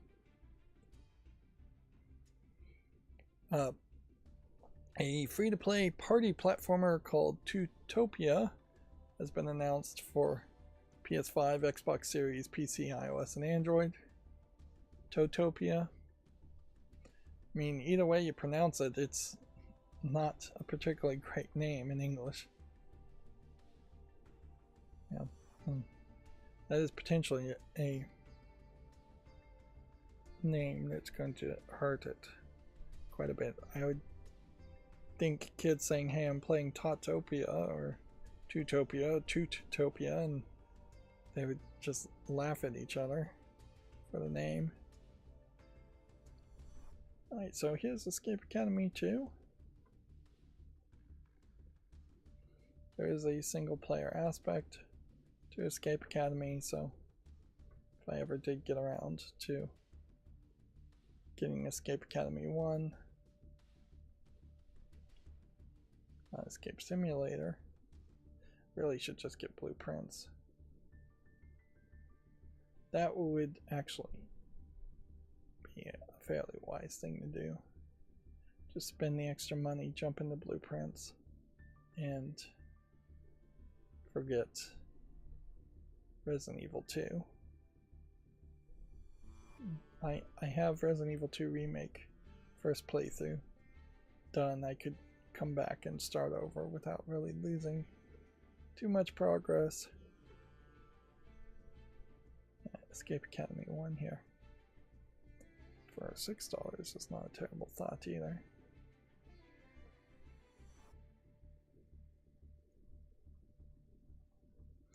Yeah, I think I might want to pull the trigger on that.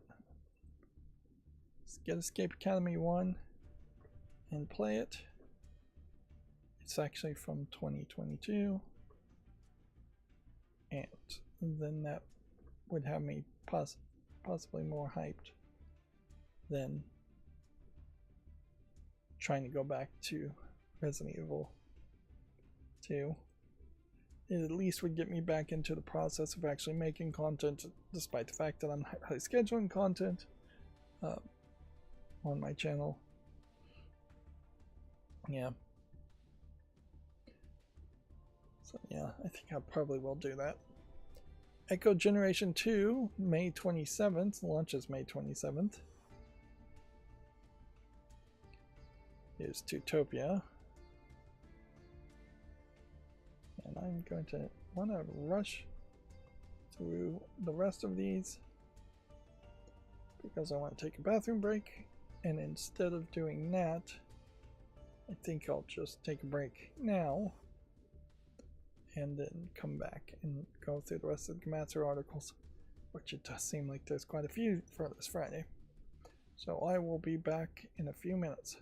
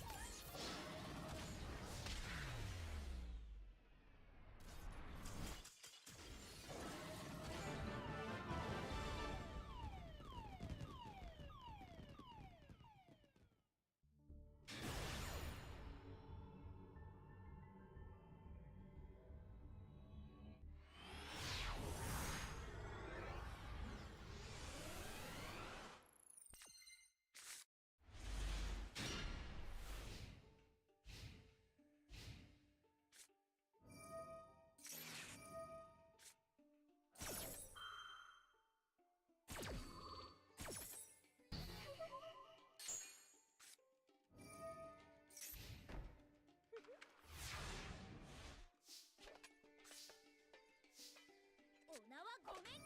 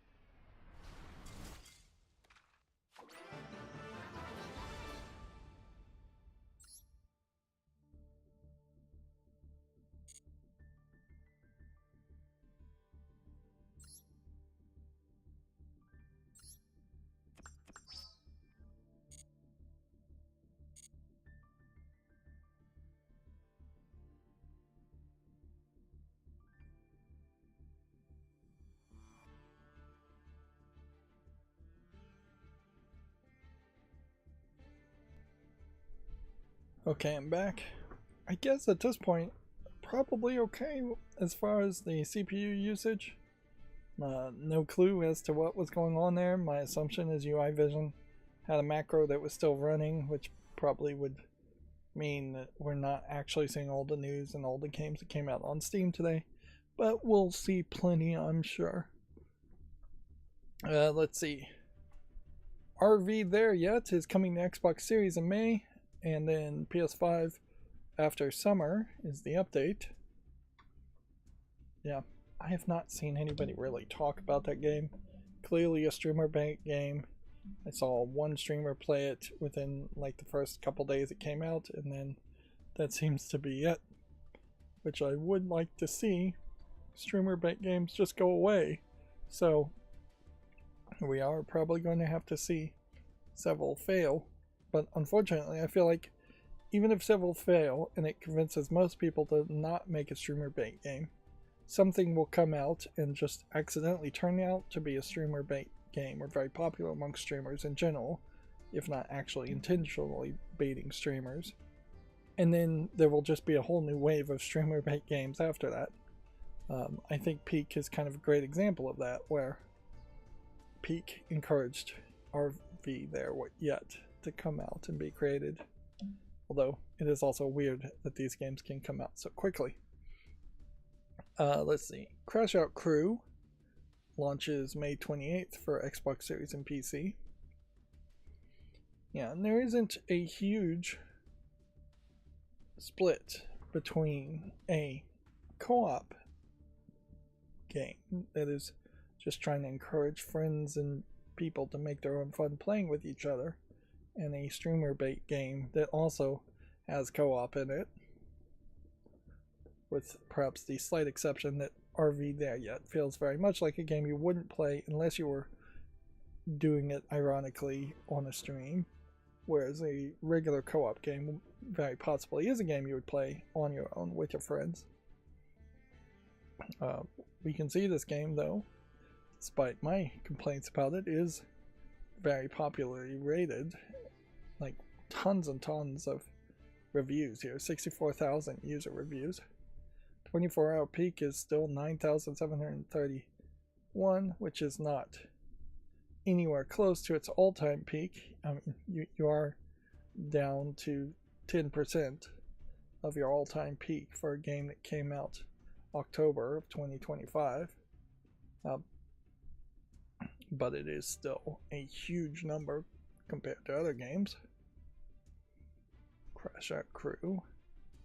It's not out yet, but I don't see any real reason why I would want to put it on the follow list. And it does definitely feel like it's more of a co-op game. The contrast.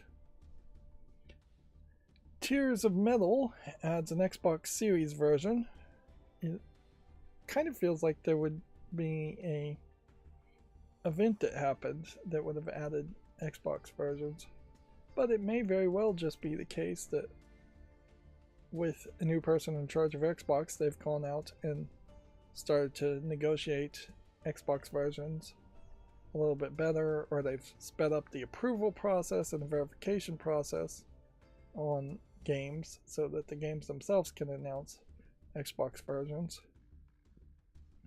We may even start to see a trend to seeing more games come out with Xbox versions on day one, which nowadays a lot of games are coming to PC only on day one, or PC and Switch on day one, or PC and Switch and PlayStation 5, or PC and PlayStation 5, and then also exclusives. But yeah, in the conversation, you very rarely have something that is exclusive to Xbox. I mean, I'm not sure we've had an Xbox exclusive in years, and very rarely do you see Xbox included in the day one announcements.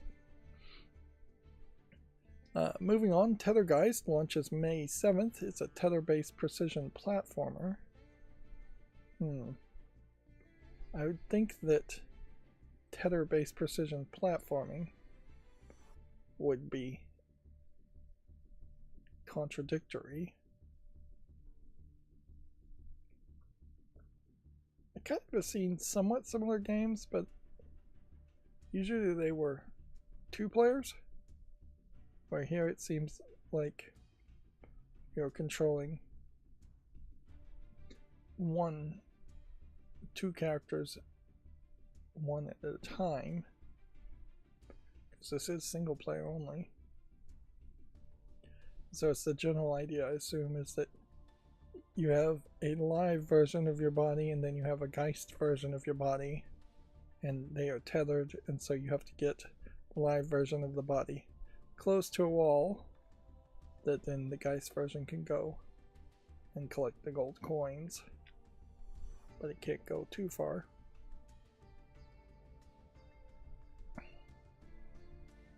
Precision platforming, though, is always a little scary to me, because it does also imply very difficult levels of skill, or high levels of skill are needed in a large amount of difficulty in general. The art-driven exploration game Loft Song has been announced for PS5, Xbox Series, and PC. Okay, there's your older, more typical announcement as far as we're going to have it on Xbox and PlayStation and PC, or just Xbox and PlayStation sometimes, and then maybe it'll come to Switch later. But we tend not to see too many of those announcements these days.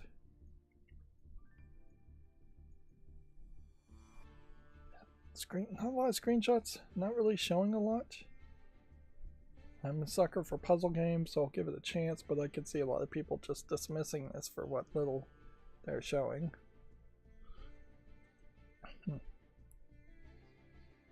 The question certainly needs to be thought and asked as far as, is it too late for Xbox, or could somehow a generational shift happen and Xbox is just back into the conversation? It could, but it would certainly be that PlayStation would have to screw up pretty badly. Xbox would have to have a lot of system seller type exclusives. Xboxes would really just become computers that could run a ton more computer games.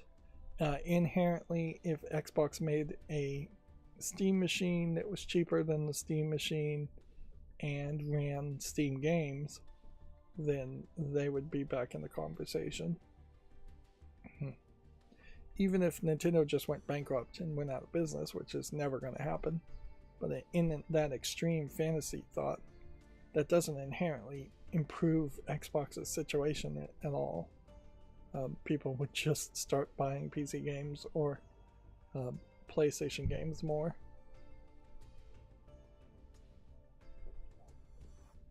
Yeah, but something called an Xbox that is actually just a PC that runs Steam games, that has no problem running Steam games, and possibly runs Steam games that have anti-cheat in them, whereas Linux games in particular still can't really run anti-cheat. That would be the big wedge, certainly there, is if you are targeting an audience that tends to play player versus player games that have anti-cheat in it, then that could make an Xbox Steam machine hybrid very sellable, particularly if it's being subsidized more than Valve is willing to subsidize it. And honestly, I would welcome the competition. The other thing that I guess Microsoft could do that would be nasty, and I would frankly expect this to happen, is they could push more of their games to have anti-cheat and push other developers to have anti-cheat in their games, making fewer and fewer new popular games playable on SteamOS in a monopolistic way. That might work too. Moving on, Assassin's Creed Black Flag Resynced launches July 9th for PS5, Xbox Series, and PC. this enhanced adventure of Edward Kenway, who is apparently the grandfather of the character you played in Assassin's Creed 3. Now, an interesting thing about this game is that it's not just a remaster of Assassin's Creed Black Flag. No, they have removed all of the content that was set in modern time. So inherently they are retconning out the Animus machine and that idea in general. And they've added the ability to have a monkey, which I'm sure people will be somewhat happy about that. They're also adding exclusive new content.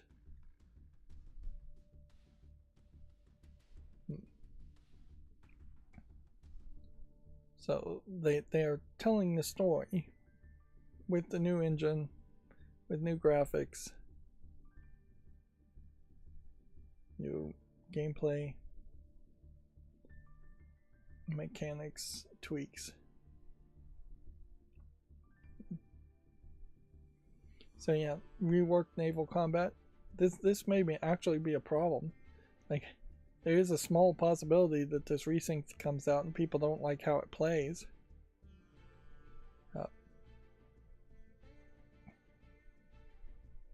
But very noticeably here, they're talking about what they've changed and what they've added.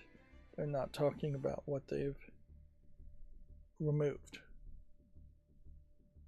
Which you would think that you wouldn't remove the present day stuff, but it is very possible that the present day stuff was very minimal and unimportant. I know at a certain point the Assassin's Creed games were very much not doing anything with the present day stuff and that concept.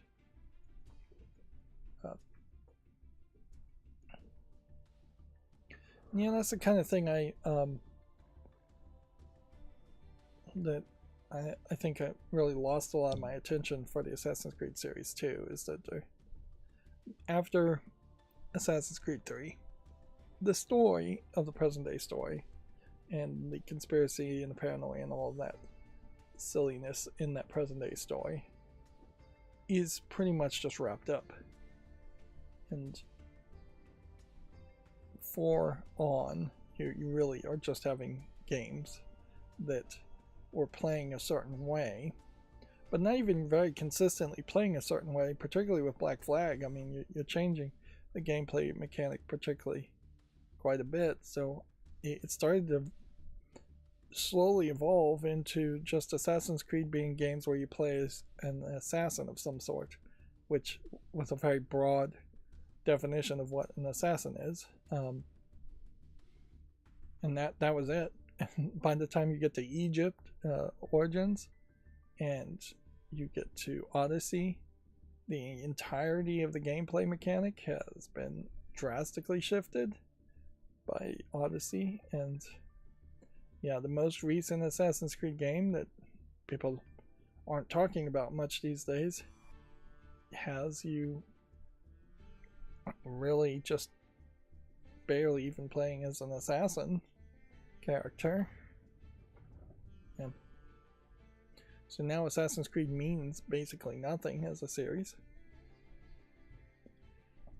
Clearly about half of the Assassin's Creed games should have been named a different series, and they were just slapping Assassin's Creed on it because they were using the same engine and making roughly the same gameplay. It almost certainly would have been better for the gaming community if half of the Assassin's Creed games were some other series. Even if you're going to set it in the same world, not that I'd make the argument you should be playing as the Templars and there should be a side game, but there could have been a Ninja's Creed, for instance, and there could have been several ninja games. Which, yeah, you probably would translate that differently and not just call it Ninja's Creed, but something like that. Or Knight's Creed, where you're playing as a knight, but not a Knight of the Templar. And I don't know if the Assassin's Creed games really need any special magical devices in them. I think in Assassin's Creed you have a ring that prevents bullets from hitting you, but it's nowhere, I think, as important as the orbs were, and I don't think there's been any artifacts since the orbs that have really mattered. Moving on, Kinetic Metroidvania game Feather's Edge has been announced for PC. That's an interesting question to use the phrase kinetic, because when you describe a game as kinetic as in the form of a kinetic visual novel, what you're saying is that the visual novel has no branching paths and you just go from point A to point B to point C to point D and so on, and you don't have any decisions. In a Metroidvania game, there undoubtedly would be some form of decisions you would have to engage with and give the player. So in this case, I think what they mean by kinetic is this gameplay mechanic where you are freezing time and directing the way in which you're going to fling yourself, which could either make the game very difficult or could actually make the game fairly easy, just depending on if you can freeze time quickly enough and how challenging it is going to be. So yeah, that feels very much like it is a different way to play in a Metroidvania game. And then calling it a dash and slash to an innovative kinetic Metroidvania.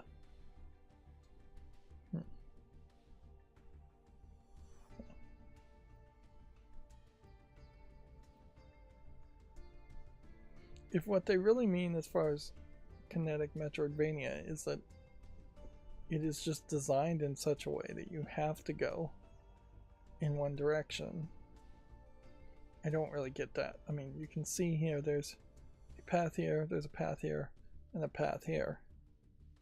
Feels like there would be some separation. There's a path here, there's a path here, there's a path up here. Maybe there's reasons why you can't go into certain paths at certain times, but yeah. Possibly is a Chinese game that's being translated wrong too. Like the idea of a kinetic game of any sort other than a kinetic visual novel is an interesting thought, but it really would only apply to things like walking simulators where you can only walk forward. Like the Grave is probably a kinetic walking simulator, because I think you can only walk forward in that game, which is barely a game. And I think it's called The Grave. But yeah, very rarely would that even be the case in walking simulators, that you can only go forward.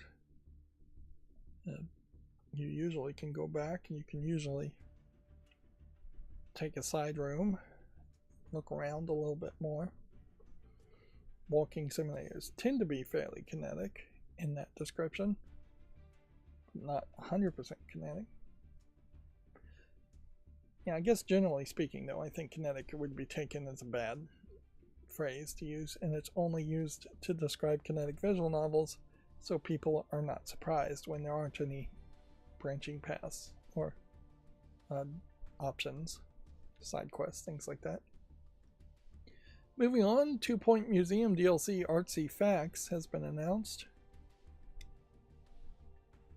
Okay, we can see 2 Points Museum is overwhelmingly positive, so more DLC, I'm sure, is something that would be welcomed.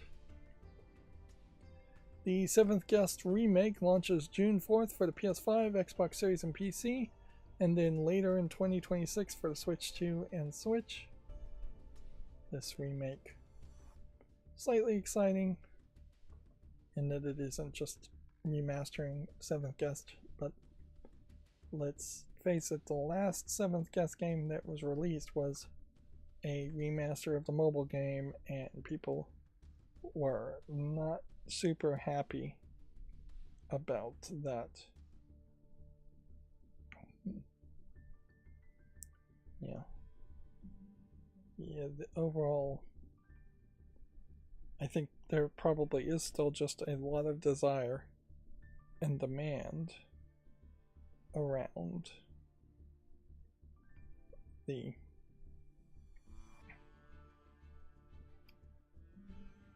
original, or something as close to the original of Seventh Guest, than something that's going to remake it. Although it doesn't seem like this remake is particularly bad either. It does just kind of seem like it might be adding a few puzzles, if it's adding any at all, or it might just be changing some puzzles while pushing the graphics up. It is interesting that you don't see this happen with a bunch of older games where you have maybe two different companies even make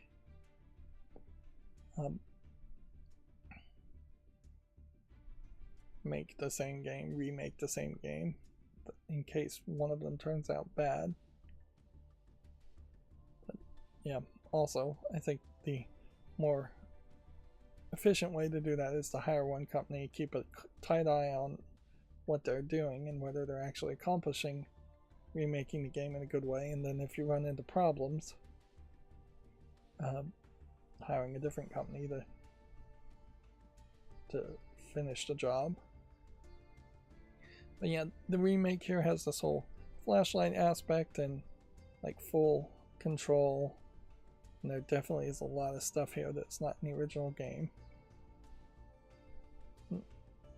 But in a lot of ways, I could feel like the Seventh Guest remake should probably be called something else instead of remake.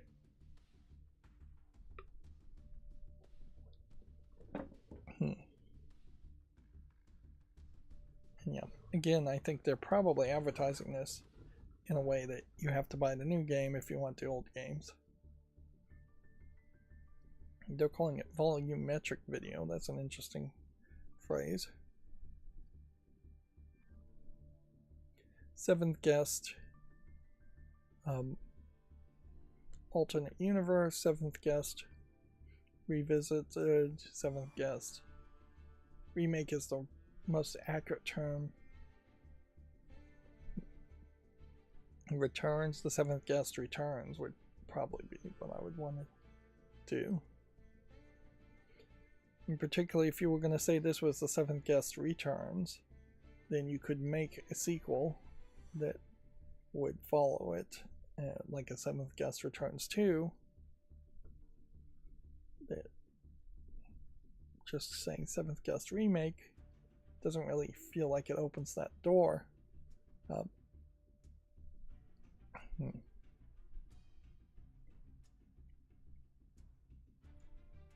They're also adding a VR version, I see too. Yeah, because the next game in the series is, I believe, the 13th Doll. And I don't know if that's even actually directly a sequel, and I don't know if that would actually get a remake, let alone the fan third game in the series. It's probably not going to go anywhere. I wouldn't be surprised if this remake was greenlit because of the fan game, and it's just taken this long for it to actually come out. That'd make a lot of sense. Orbital's gameplay trailer is available, which is actually, I think, probably great, because if I recall correctly, I saw this game and it does have a 90s, maybe even late 80s anime style visuals to it, and it feels like it's inspired by those kinds of Ghibli type movies, and yet I could not, for heads or tails of it, figure out what the actual gameplay is going to be, or whether the actual gameplay was going to be good. And it is certainly interesting that they're in Japan and it's probably a Japanese team making this game, and yet it's pretty obvious that you have two foreigners speaking the camera there and probably heading the project. From the looks of it, it feels like it's an It Takes Two style of game with a lot of gravity whip laser things.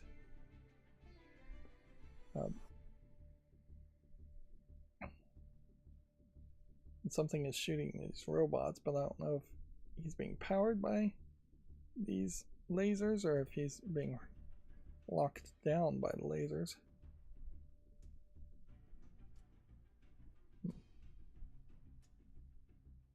It seems like your character can pull things, and then the robot is like shooting things on the other side with a laser. I imagine that is bad guys that are being shot.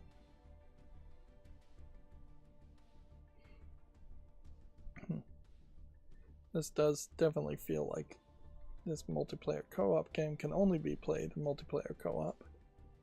And typically those games tend to feel like they are pretty simplistic, pretty short. You can see they're doing a gimmick here of bouncing left and right to decide which way the ship is going to turn. Which would be about the absolute stupidest way to control a ship. So you have to just shift your weight instead of any kind of control interface.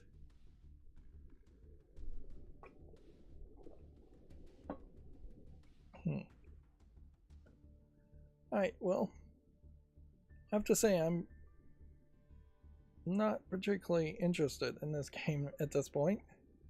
It does feel like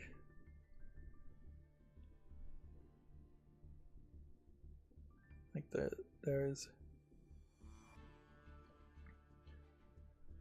perhaps too much variety of what you're doing, and even if it's not too much variety, there definitely is co-op stuff, and the animation style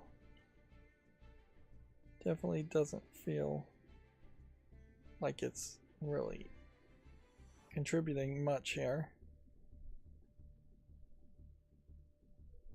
This is probably a great example of the problem with a lot of these co-op games, is that you are inherently, in this section, just taking most of the control away from one player, making the other player be the character of importance for a big chunk of that.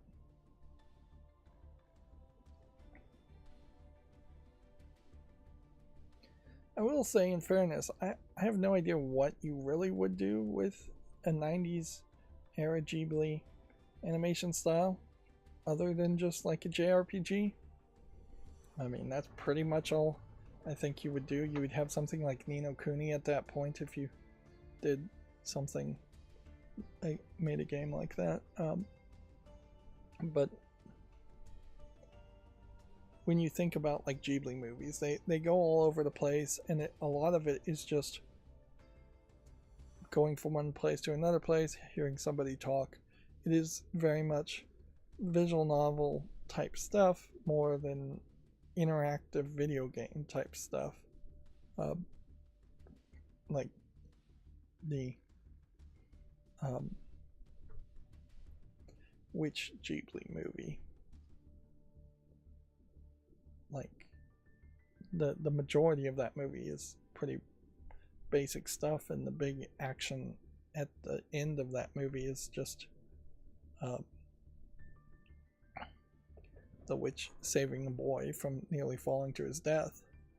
It's not particularly that actiony. It's nicely animated and all, but it is kind of kid-friendly. Wish I could remember the name of the Witch Ghibli movie, since it is fairly well known and fairly popular, but it is eluding me at the moment. Also, it's fair to say that even by the 90s, the idea of like demon horned creatures had been pretty much eliminated in animations.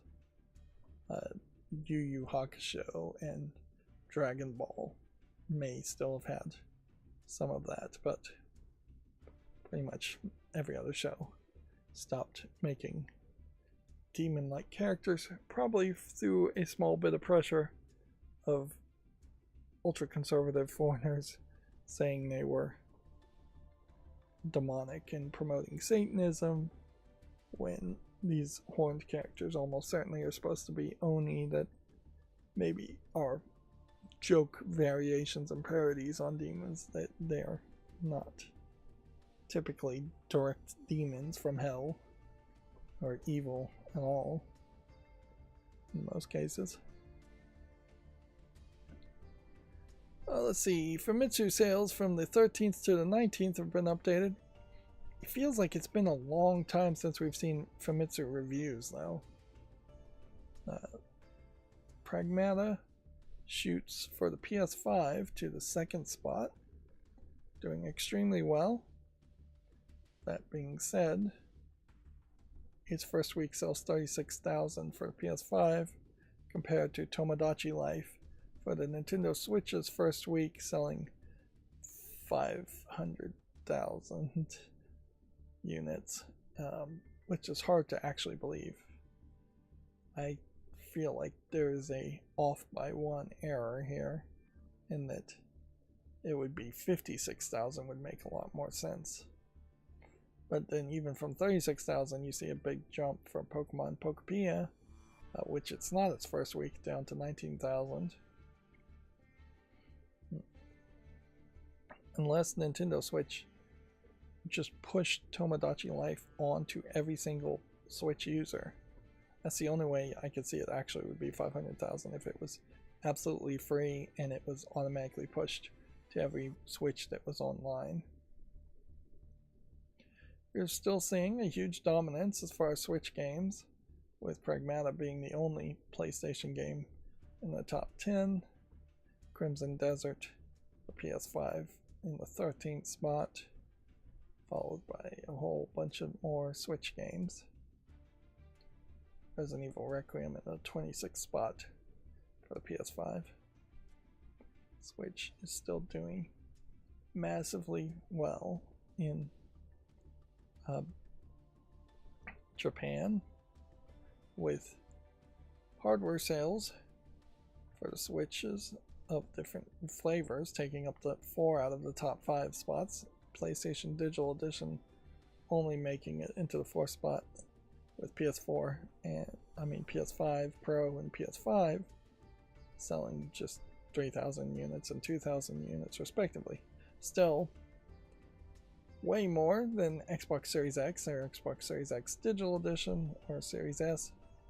PS4 is not even being listed anymore, so we assume there are no units being sold, or none that Famitsu even wants to report on. Famitsu is, I assume, the only source we have, so we have to trust them, and I doubt they would be too off from their sales numbers.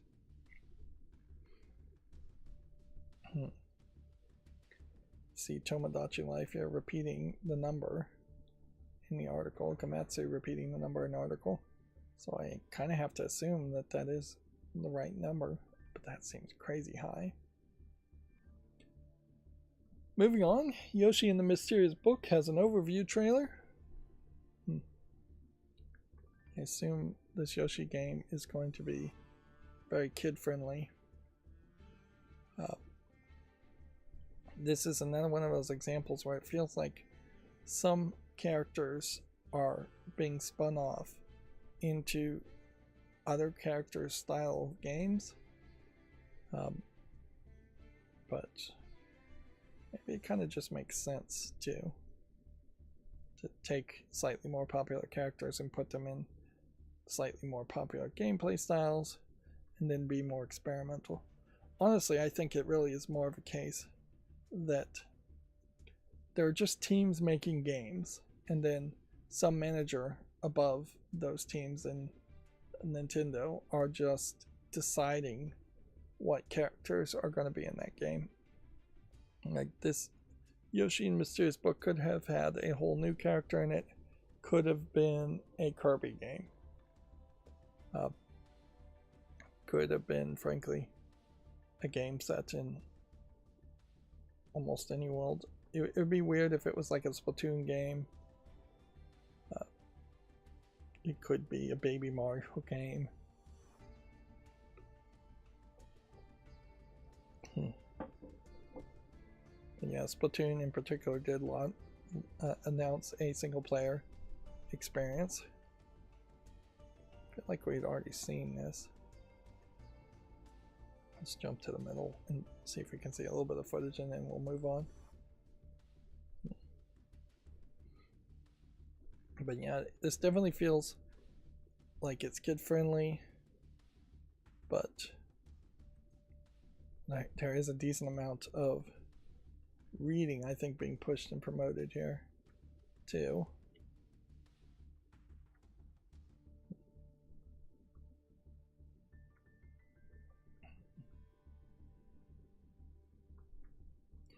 It may very well also be the case that they have realized that Yoshi has no place in the future for Mario.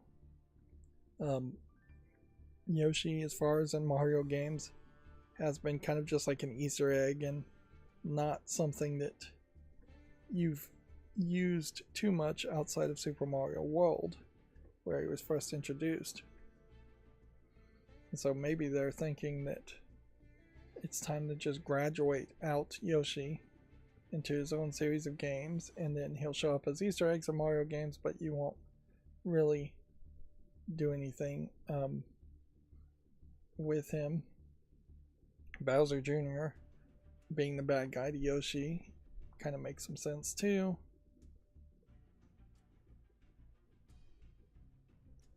So maybe that is the idea, is that they've got a good guy, bad guy combo going there.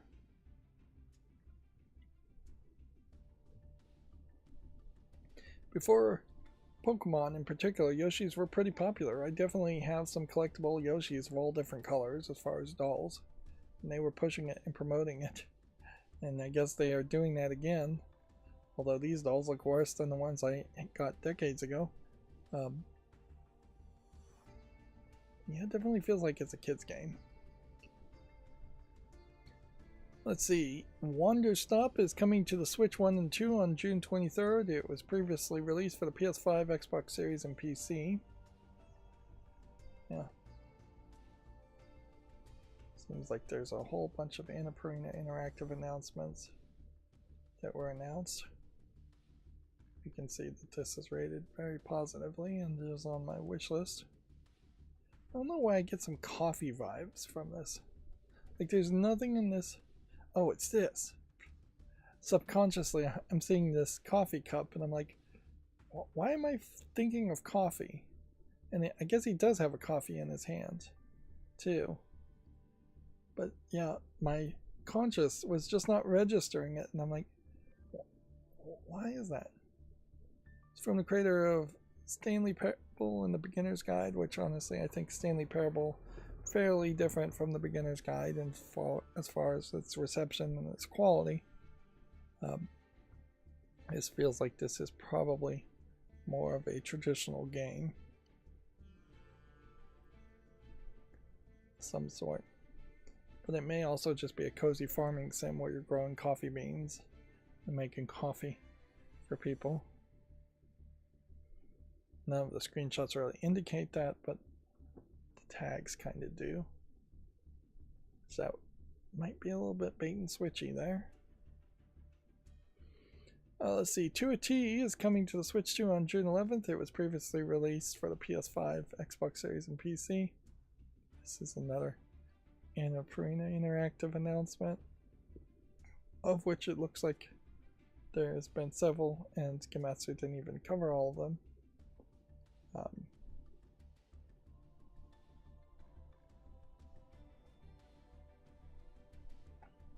Which I guess I'll put this on the wish list.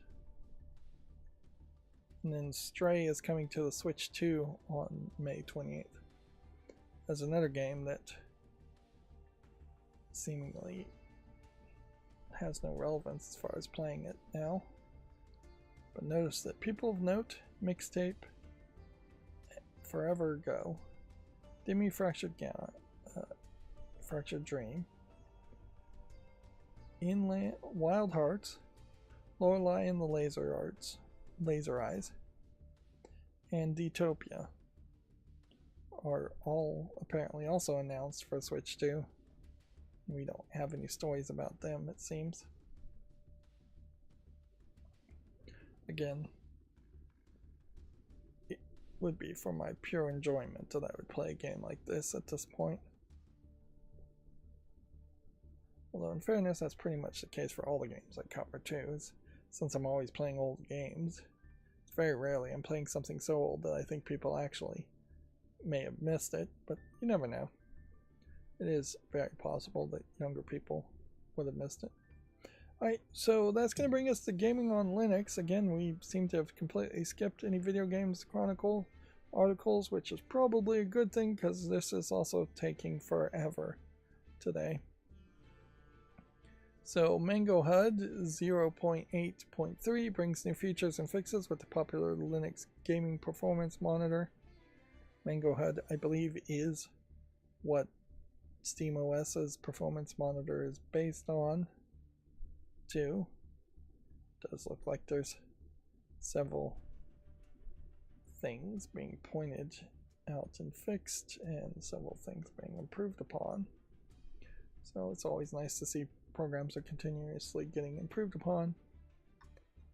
A lot of projects, once they get fairly big, start to slow down in their releases, and you only get an update maybe once a quarter, or once every 6 months, or once a year.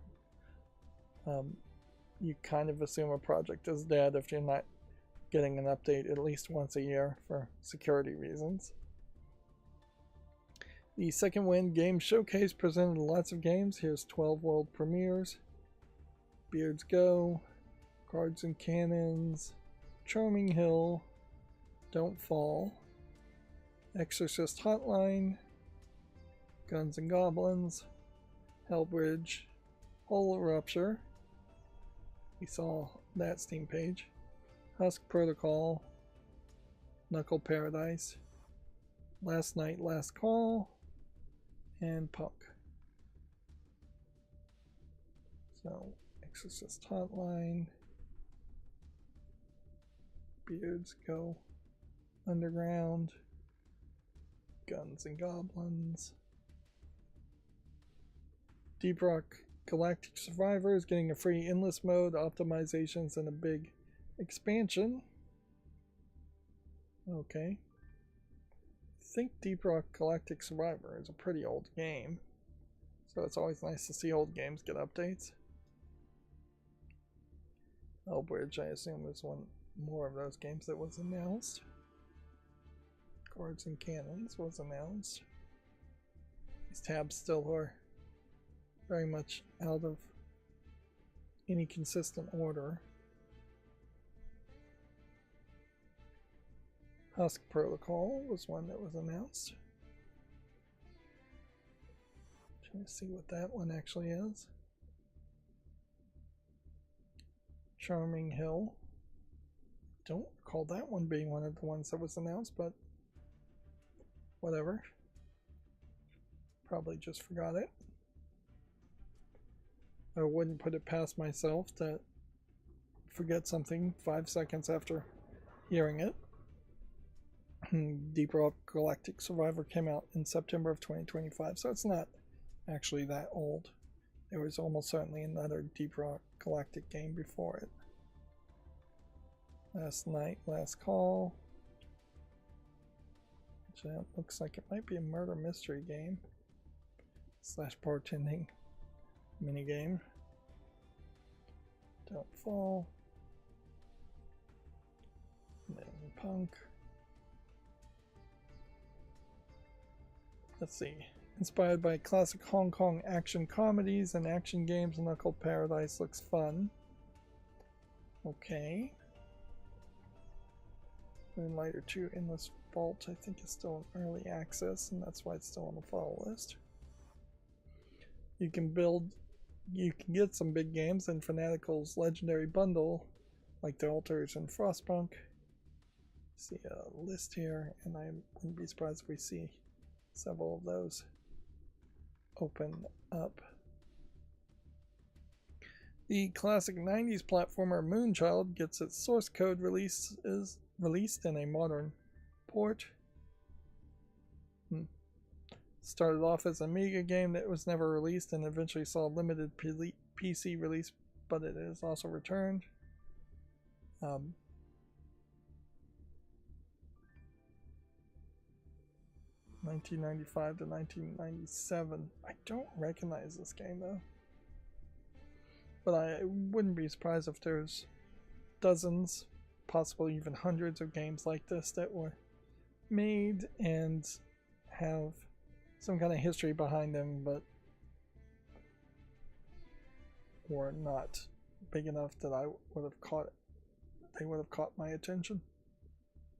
Inherently, in the 80s and 90s, if you were playing on PC in particular, you wouldn't have had very many sources as far as talking about games. Maybe a magazine or two would be talking about video games, and it would then otherwise just be luck and word of mouth as far as hearing about a game or whatever you had in the store, which at one time PC games were being sold in like grocery stores, but for the most part they were being sold in computer shops, often not being sold in like Toys R Us's or general supermarket stores. So yeah, I wouldn't be surprised if there's a lot of semi-lost and lost content as far as PC gaming goes. And frankly, there's so much of it, and so much of it really is not relevant, that it would be very easy to be overwhelmed trying to find anything interesting. For the most part, I think, unless you have nostalgia for an old game from the 80s or 90s, it's probably not worth playing. And if it was worth playing, like Myst, for instance, it probably has been remade and resold at least a couple times over by now. Moving on, Ubuntu 26.04 Resolute Raccoon long-term support is now available. I still don't really promote Ubuntu at this point, but might be some weird reason why you just really love Ubuntu or you have to use Ubuntu, so it's nice that they're still upgrading it. It is possibly the first major distro to use Linux kernel 7.0, which that's a major number change, so that's probably somewhat of a big change. Although inherently 7.0 of the kernel didn't really feel like it was breaking a lot of stuff or getting rid of a lot of stuff. I think the Linux kernel would have a really hard argument to make to say, hey, we are getting rid of thousands of lines of code because it's 32-bit and we're going to 64-bit or something along that line. They are getting rid of support for, I think, maybe 486 CPUs, well, 286 CPUs, but the odds of somebody having a computer that has a 486 CPU in it that needs to run Linux 7.0 is infinitesimally small. Lose it. I've already seen it. Assassin's Creed Black Flag Resynced officially announced with Steam Deck support. Interesting. it might be a good game that benefits from being played on the go. The Toei company established Toei Games and revealed their first titles. Oh, I did not catch that these games we had looked at earlier are coming from Toei. Which, yeah, it's a weird combination of games from Toei, but I really had no foundation to set any expectations at all from Toei. So, the one major hurdle that I thought we might run into is that the 3 games they announced were just going to be bright, colorful mobile games, gacha games, basically, and they've at least not gone in that direction. But they also haven't gone in a direction in which they are just like promoting Super Sentai Power Rangers or Godzilla or anything that Toei might have the rights to. These are all, as far as I can tell, original ideas and original characters, which, yeah, Toei games starting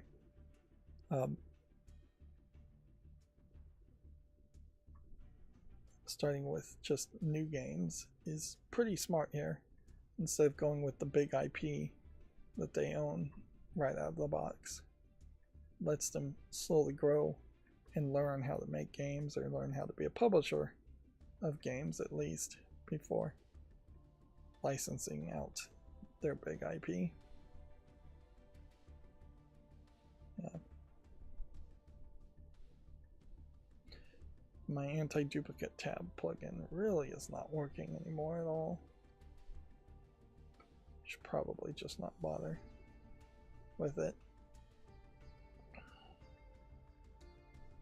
Let's see, Valve has made steps to improve Steam Deck verification, giving developers more performance data. Valve revealed an update for the game developers on Steam, giving some access to more data on how the games perform on Linux-powered SteamOS Steam Deck. As part of the update in February, Valve added the option into Steam for you to send over anonymous performance data for games as far as how they run. And you can see there's a chart here showing the average Steam Deck frame rate and the customer feedback. So yeah, giving more information possibly, or presenting the same information better for people. Now inherently, it's not going to go into a deep dive and figure out what function is causing the problem in your program, in your game, that would cause the frame rate to drop. It's not going to be doing low-level debugging like that. So this kind of information is the kind of information you can only take back to the managers and the decision makers to say, hey, performance is bad. Will you authorize us to do a deeper dive ourselves and see what's going on and see if we can improve it anyways? And for a lot of games, the decision maker is just going to say, no, we don't care. There's not enough people who have a Steam Deck or are playing on the Steam Deck for us to actually care about improving performance for that.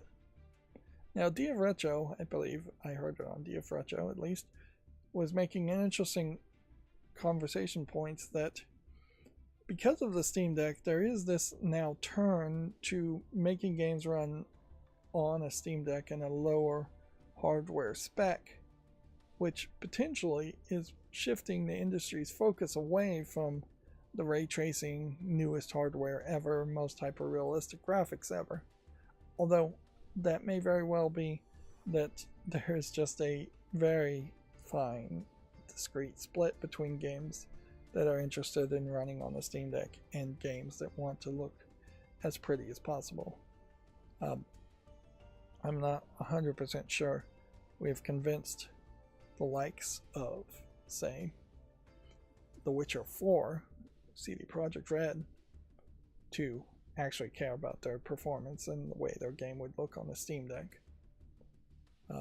And in a lot of ways, it may not really be shifting anything more than it is just expanding the focus And now we have game developers who are both trying to make sure their game runs on a low performing device and on the highest performing devices ever.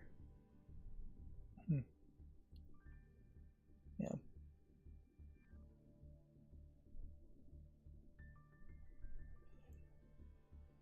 Killa is almost certainly killer.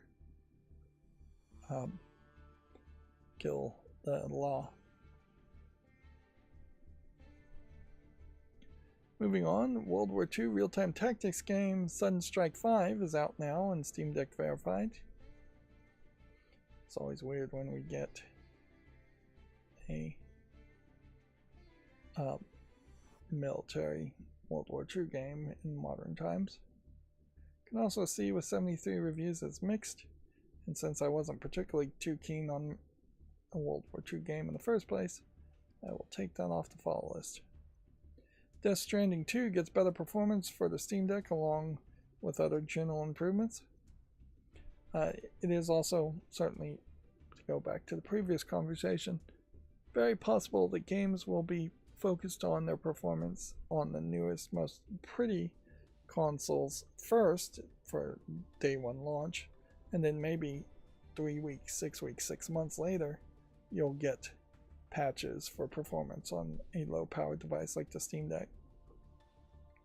And we will have to wait and see what the Steam Machine really does to shift up that pattern, if it does shift up the pattern at all. Death Stranding 2 obviously overwhelmingly positive. The modular vehicle builder survivor TerraTech Legion has a new must-play demo. Here's the 7th Guest remake. A deep survival game, Vintage Story, gets fishing mechanisms and metalworking and more.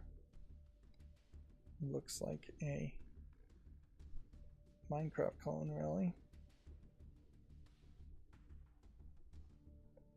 Classic Terra Nova Strike Force Centauri from 1996 has a surprise update from Night Dive Studios.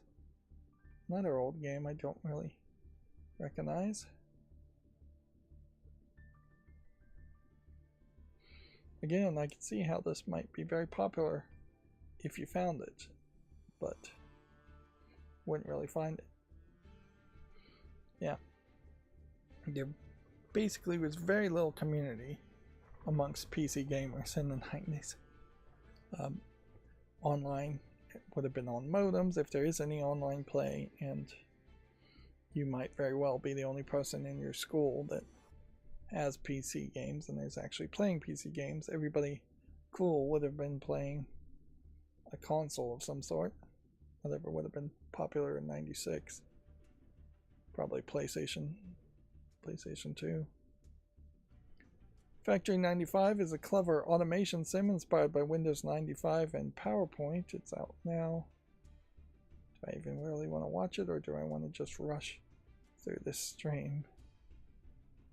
I think I want to just rush through the stream. Yeah, I don't really see something here that I would want to play.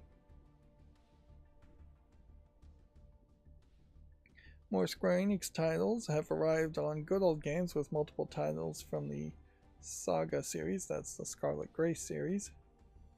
Romancing Saga 2, Saga Scarlet Grace Ambitions, Romancing Saga 3, Saga Frontier Remastered.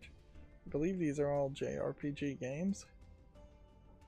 The Heroic Games Launcher gets a slick full-screen console-like mode. Interesting, I would have kind of thought they already had that.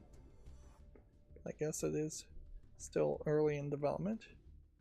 You can build up your strategy collection in the Your Move Humble Bundle.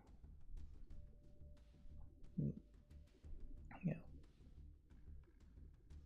And then we have Moonbreaker from 2024 being shown here. I assume this is one of these strategy games. It has an online focus and only 10 people in the last 24 hours have played it. So that makes me less likely to be interested in it. Yeah.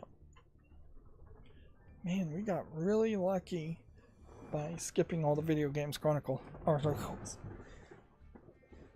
Yeah, of course, probably on Monday they're gonna want to come back and cover those again. But yeah, 3 hours into the stream, and again, I feel like because I've been taking this vacation, I'm not like super exhausted like I had been in the last few weeks, but also I'm not like hyper energetic, so I don't think I'm moving particularly fast either. It is just slow and steady, keeps the pace, while also still being exhausted by games and news coming out. Which, yeah, we still haven't changed the code to start closing tabs that have AI in them, which that might reduce the number of games that we look at. Well, it definitely will, but I don't know by how much. Let's go through the GameDeveloper.com articles. Claire Obscura Expedition 33 topped 8 million sales worldwide. Honestly, if I wanted the absolute minimum number of news articles to talk about, GameDeveloper.com would be the choice. They'd give me 3 or 4 articles a stream. Xbox will reevaluate its exclusivity and target daily active players under its new leadership. Inherently, I imagine Call of Duty is not right now making a lot of daily active players. People would have jumped into Call of Duty, and if they liked it and stayed around, they'd be a daily active player, but then everybody that didn't like it and stay around wouldn't. And I don't know if their plan is to increase daily active players by having a buffet and a large variety of games for players, or if their idea is to just put a lot more daily quests into the games that they already have and that are exciting. Which I don't know if they have any games that are exciting, really. Because yeah, you could certainly try and force daily active players by just adding daily quests and forcing people to come back every day, or they won't get the rewards. And certainly you could probably have a system-wide daily activity type thing where it's just like launch one game, play for a certain number of hours, try some new random game you haven't played in a while. And certainly you could try and gamify it like that. I'm kind of glad Steam doesn't do anything like that though, because that could be very overwhelming and time consuming for people that don't have the free time to do that. And certainly if they focus too much about daily active players, then all of a sudden you might see gacha games just coming to Xbox and just a whole bunch of gacha players playing on Xbox, which would be very, very weird if that happened. But who knows? It's a brave new world and anything could happen with new leadership. Although, generally when you get new leadership, not much changes. Let's see, Atari, or the company that owns the rights to the name Atari, now has acquired the emulation studio Implicit Conversions. The deal includes Implicit Conversions' proprietary emulation technology Syrup. I haven't ever heard of Implicit Conversions, but I guess this might just be a way for Atari to potentially sell a piece of hardware or sell software using an emulator that they know is still going to be a proprietary type emulator that a lot of companies still do want proprietary software and just do not have any way to convince their lawyers that they can use open source software. And in many cases, open source software kind of forbids commercial use anyway, so there is a lot of open source software that Atari might not be able to use. That being said, that certainly doesn't paint a picture of Atari planning on making any new games, and it definitely smacks of the company that owns Atari's name just acquiring things without perhaps having a really good reason to acquire things. It is a weird point for any game company to be acquiring companies, considering how every other one is laying off people. But maybe Atari sees room for more growth, or thinks they see room for more growth.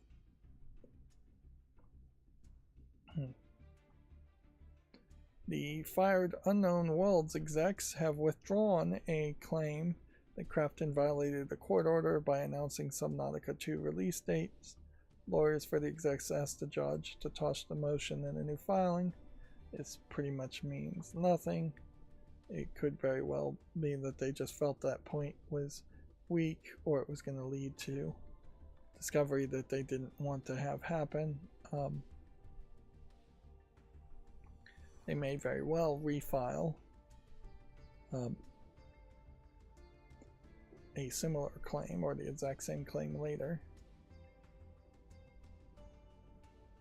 There is too much dancing and theater in court cases, and part of the dancing and theater in court cases, I think, is overwhelming a judge or a jury with too many claims, too much effort, too much evidence. And there are definitely a lot of, this is an older game, lawyers who are going to evaluate that. This is an older game too. I should make a decision on it. Yeah, I'll do that later. But yeah, the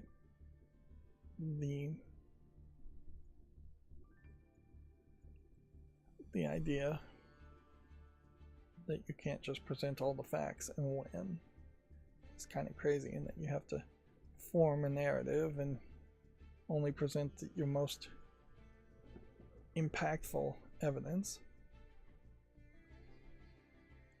And when it's a just generic legal proceeding, civil suit, the risks and the stakes aren't really that high. It's just money, but you'll be shocked by how many people were put away on the claim of a DNA match and nothing else, for it then only to be revealed that the DNA match was corrupted in some way, and the jury was just so swayed by DNA evidence always being accurate and perfect, which it is not, because that's what they've been shown on TV. Moving on, newly launched Ivors Composers Awards will honor video game composers. The award show will take place in November and will specifically celebrate composers and their craft. Interesting. I kind of wonder what that kind of presentation would be, whether it's just going to be a bunch of people coming up and being given a award, or whether there are actually going to be performances that occur and actual music being played. It is probably a somewhat thankless job being a video game composer, and it is a different type of job being a video game composer than a song composer for like pop songs or rock and roll or whatever. I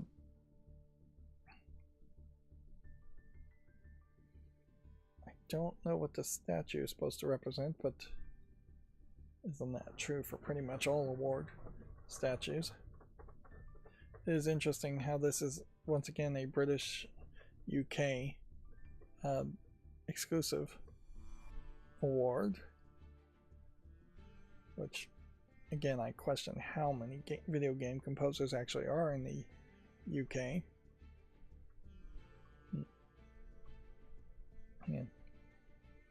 The UK, particularly in the game industry, seems to love to pat itself on the back way more than they really deserve, considering how little they contribute worldwide to gaming.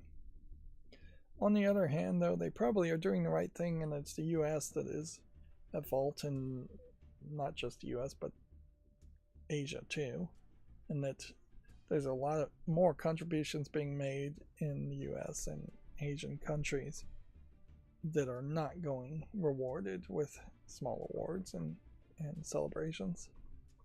And it's better to celebrate things than not, in my book.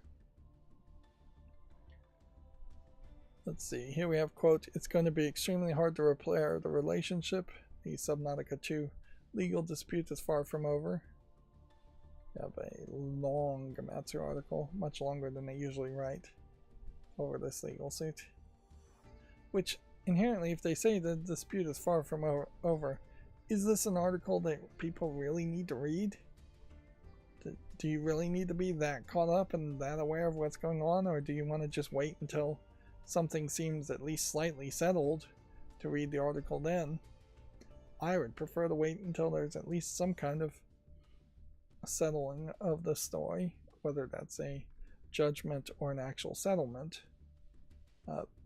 Otherwise, it's just kind of middle of the news cycle news, or not really news because it's not new.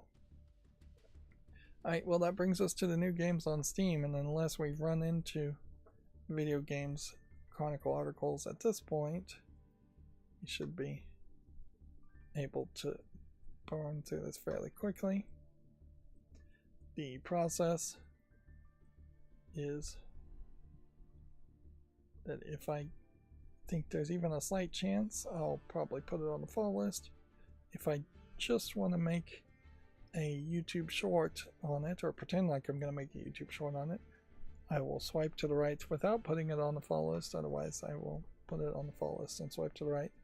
And then if I swipe down, that means I am dismissing the game completely, and it just doesn't look interesting enough even for a YouTube short. Of course, we are also in the middle of things changing with YouTube shorts and them potentially being de-emphasized, at which point it may not really be worthwhile to go back and do YouTube shorts. I'll only know when I start doing it again to see if it helps or not. It was helping in the past. If it's already on the follow list and has a checkbox next to it with a date, then I can just close it because I've already dealt with it. Also, set yourself on fire. I'm gonna put this on the fault list just to see if it gets like taken down. Just by the name alone.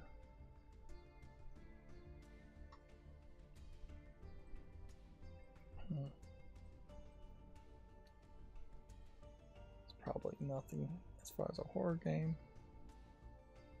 This is probably an AI. Well, they're saying it's a dating sim game. I think AI content is in it, but it's not flagged as having AI content in it.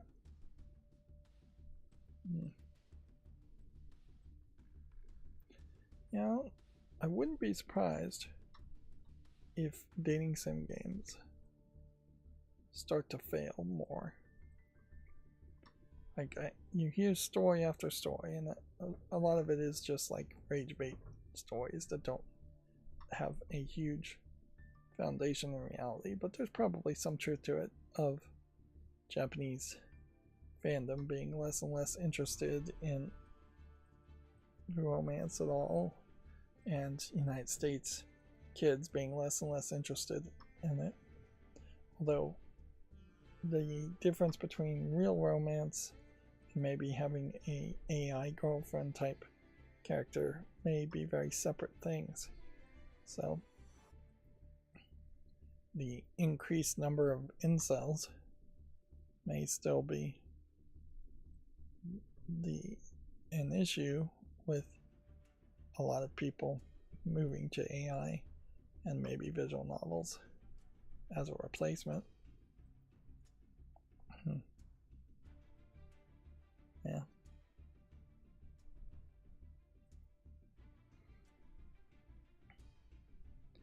And the only thing that tends to create a baby boom is when a bunch of men usually go off to war and come back. Either that or a very large adoption of child labor and need for child labor, usually on farms.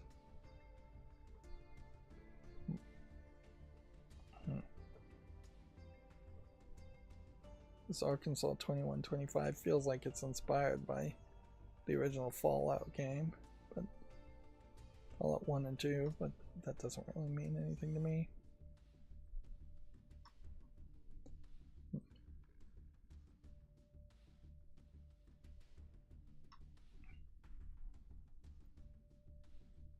Honestly, if it's slow enough,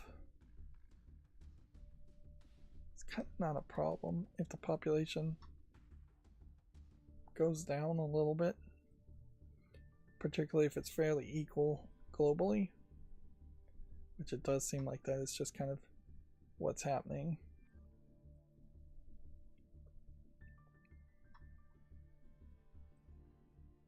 But it has to happen pretty slowly.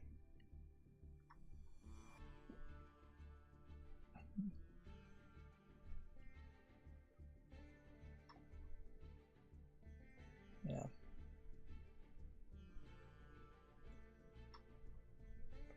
Where in China, in particular, you run into a scenario where in one generation you might very well have almost no babies, no children at all. You'll just have incel men who are going to be upset about that to the point of potentially being revolutionary about it. It's been a while since we've even had like 2 adult games outside the adult section.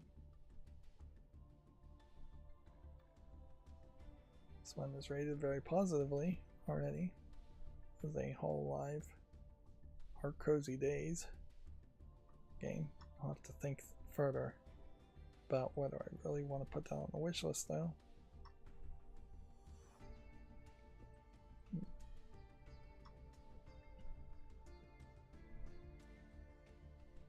I don't have too much to say about these games, and I never really do.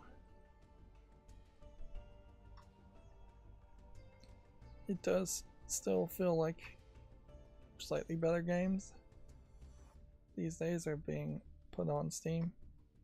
Less just absolute garbage games. Even if you are getting like a mobile game like this doesn't look so terrible that I would just totally dismiss it.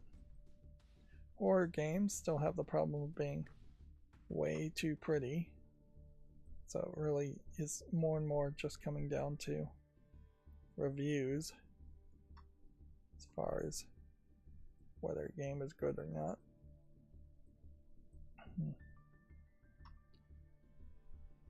Which further pushes me to need to make a better system as far as flawless cleanup and looking at games after they've been out for a while.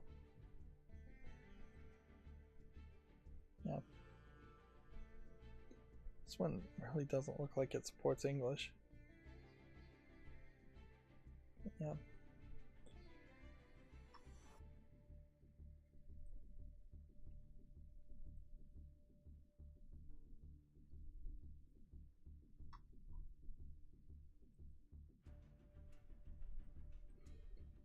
As far as population decline is, it scares older generations, because who's going to pay into their social security is what really scares. Who's going to take care of them is what really scares people. I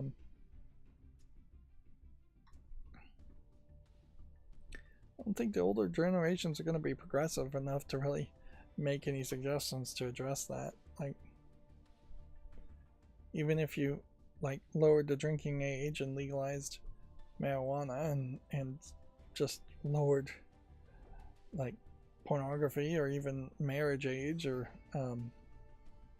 age of consent, like you're not going to likely create a great scenario doing any of that stuff. You're going to probably create way more problems, and I doubt older people who would vote for those type of things.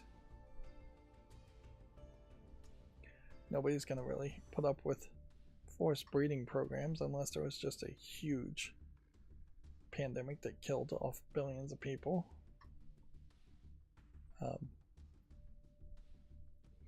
Technology, I suppose, could change things. Where I guess there's a slight possibility that if you could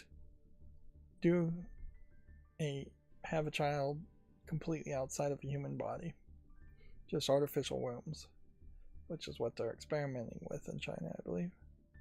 It's reviewed already. Then maybe there'd be a change there. But then the question is, who would raise the child after that way? Yeah, you would be in like China handing it over to potentially random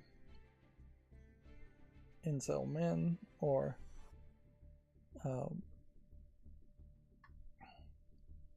maybe older grandparents type people. That still wouldn't really work too well. I'm always interested when you get like more how few beefcake characters are in games. Yeah, this isn't much of a game by the looks of it though. Otherwise I would put this on the follow list. But yeah, you just don't get a lot of muscly fighter dudes in games for as much as they used to be in fantasy games. I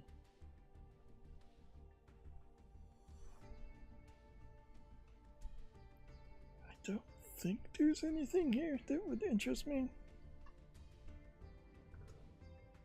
Metro Quester. I don't recognize this, if this is supposed to be something from an old game. No, they just say it's reminiscent of a 1980s game, which means nothing. As far as I know, they've made no progress as far as uploading knowledge or maturing bodies faster than normal speed. So you can't accelerate the raising of a child process. Yeah, you're much more likely to see robots replace humans if humans started to lose their numbers severely with our current level of technology.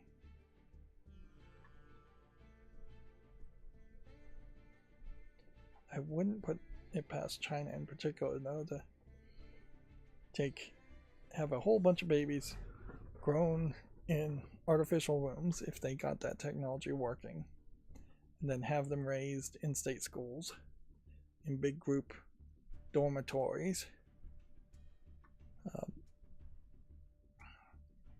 That is a somewhat believable draconian way in which you might fix it. I bet too that the technology is not non-existent, that you could swap the DNA out of an embryo to make sure it's a certain gender to increase the number of women in a country like China. I believe the UN, or not, yeah, the United Nations has said that's illegal to do, but I wouldn't put it past somebody to do it anyways.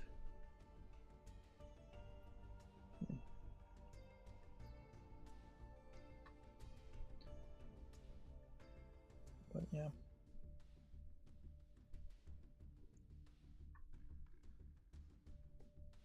There are a lot of horrific neo-dystopian, post-dystopian sci-fi stories that have kind of addressed these kinds of ideas, and unfortunately reality is getting closer and closer to fulfilling some of those neo-dystopian stories.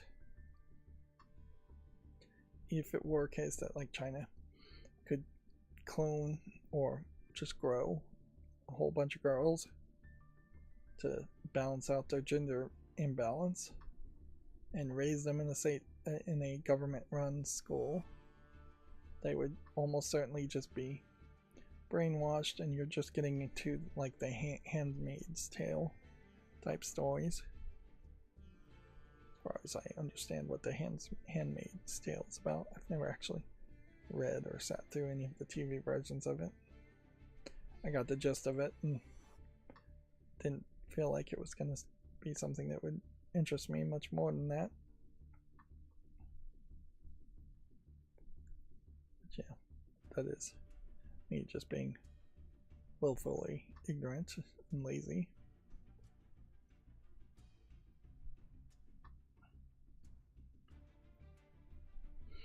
Undoubtedly, to bring it back to video games, they're going to start blaming video games for population decline, which will obviously be total BS, but it would be a tactic that would be used to just get rid of video games, ban, censor video games, and try and bore people to go on more dates.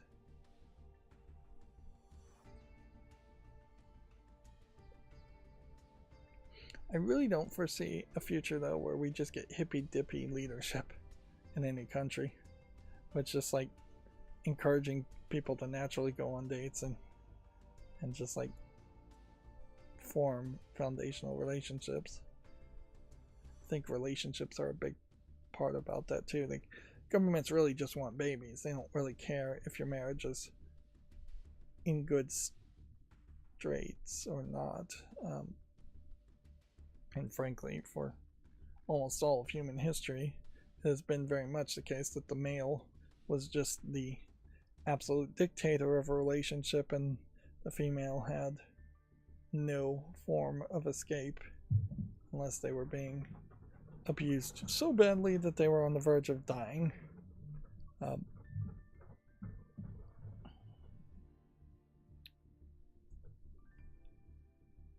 See, do I want to look at any of these Flawless games before we wrap up today? No. Even though I'm not like super exhausted, it has been long enough today that I think I'm ready to wrap up this stream. And yeah, I always have ambitions to do something more at the end of these streams, and it never really happens. There is a real good argument that I should probably start streaming later in the afternoon, and that way I can accomplish a little bit more beforehand. Anyways, that's going to be it for the stream. As always, I ask you to like, share, subscribe, comment, and keep on watching. Thanks.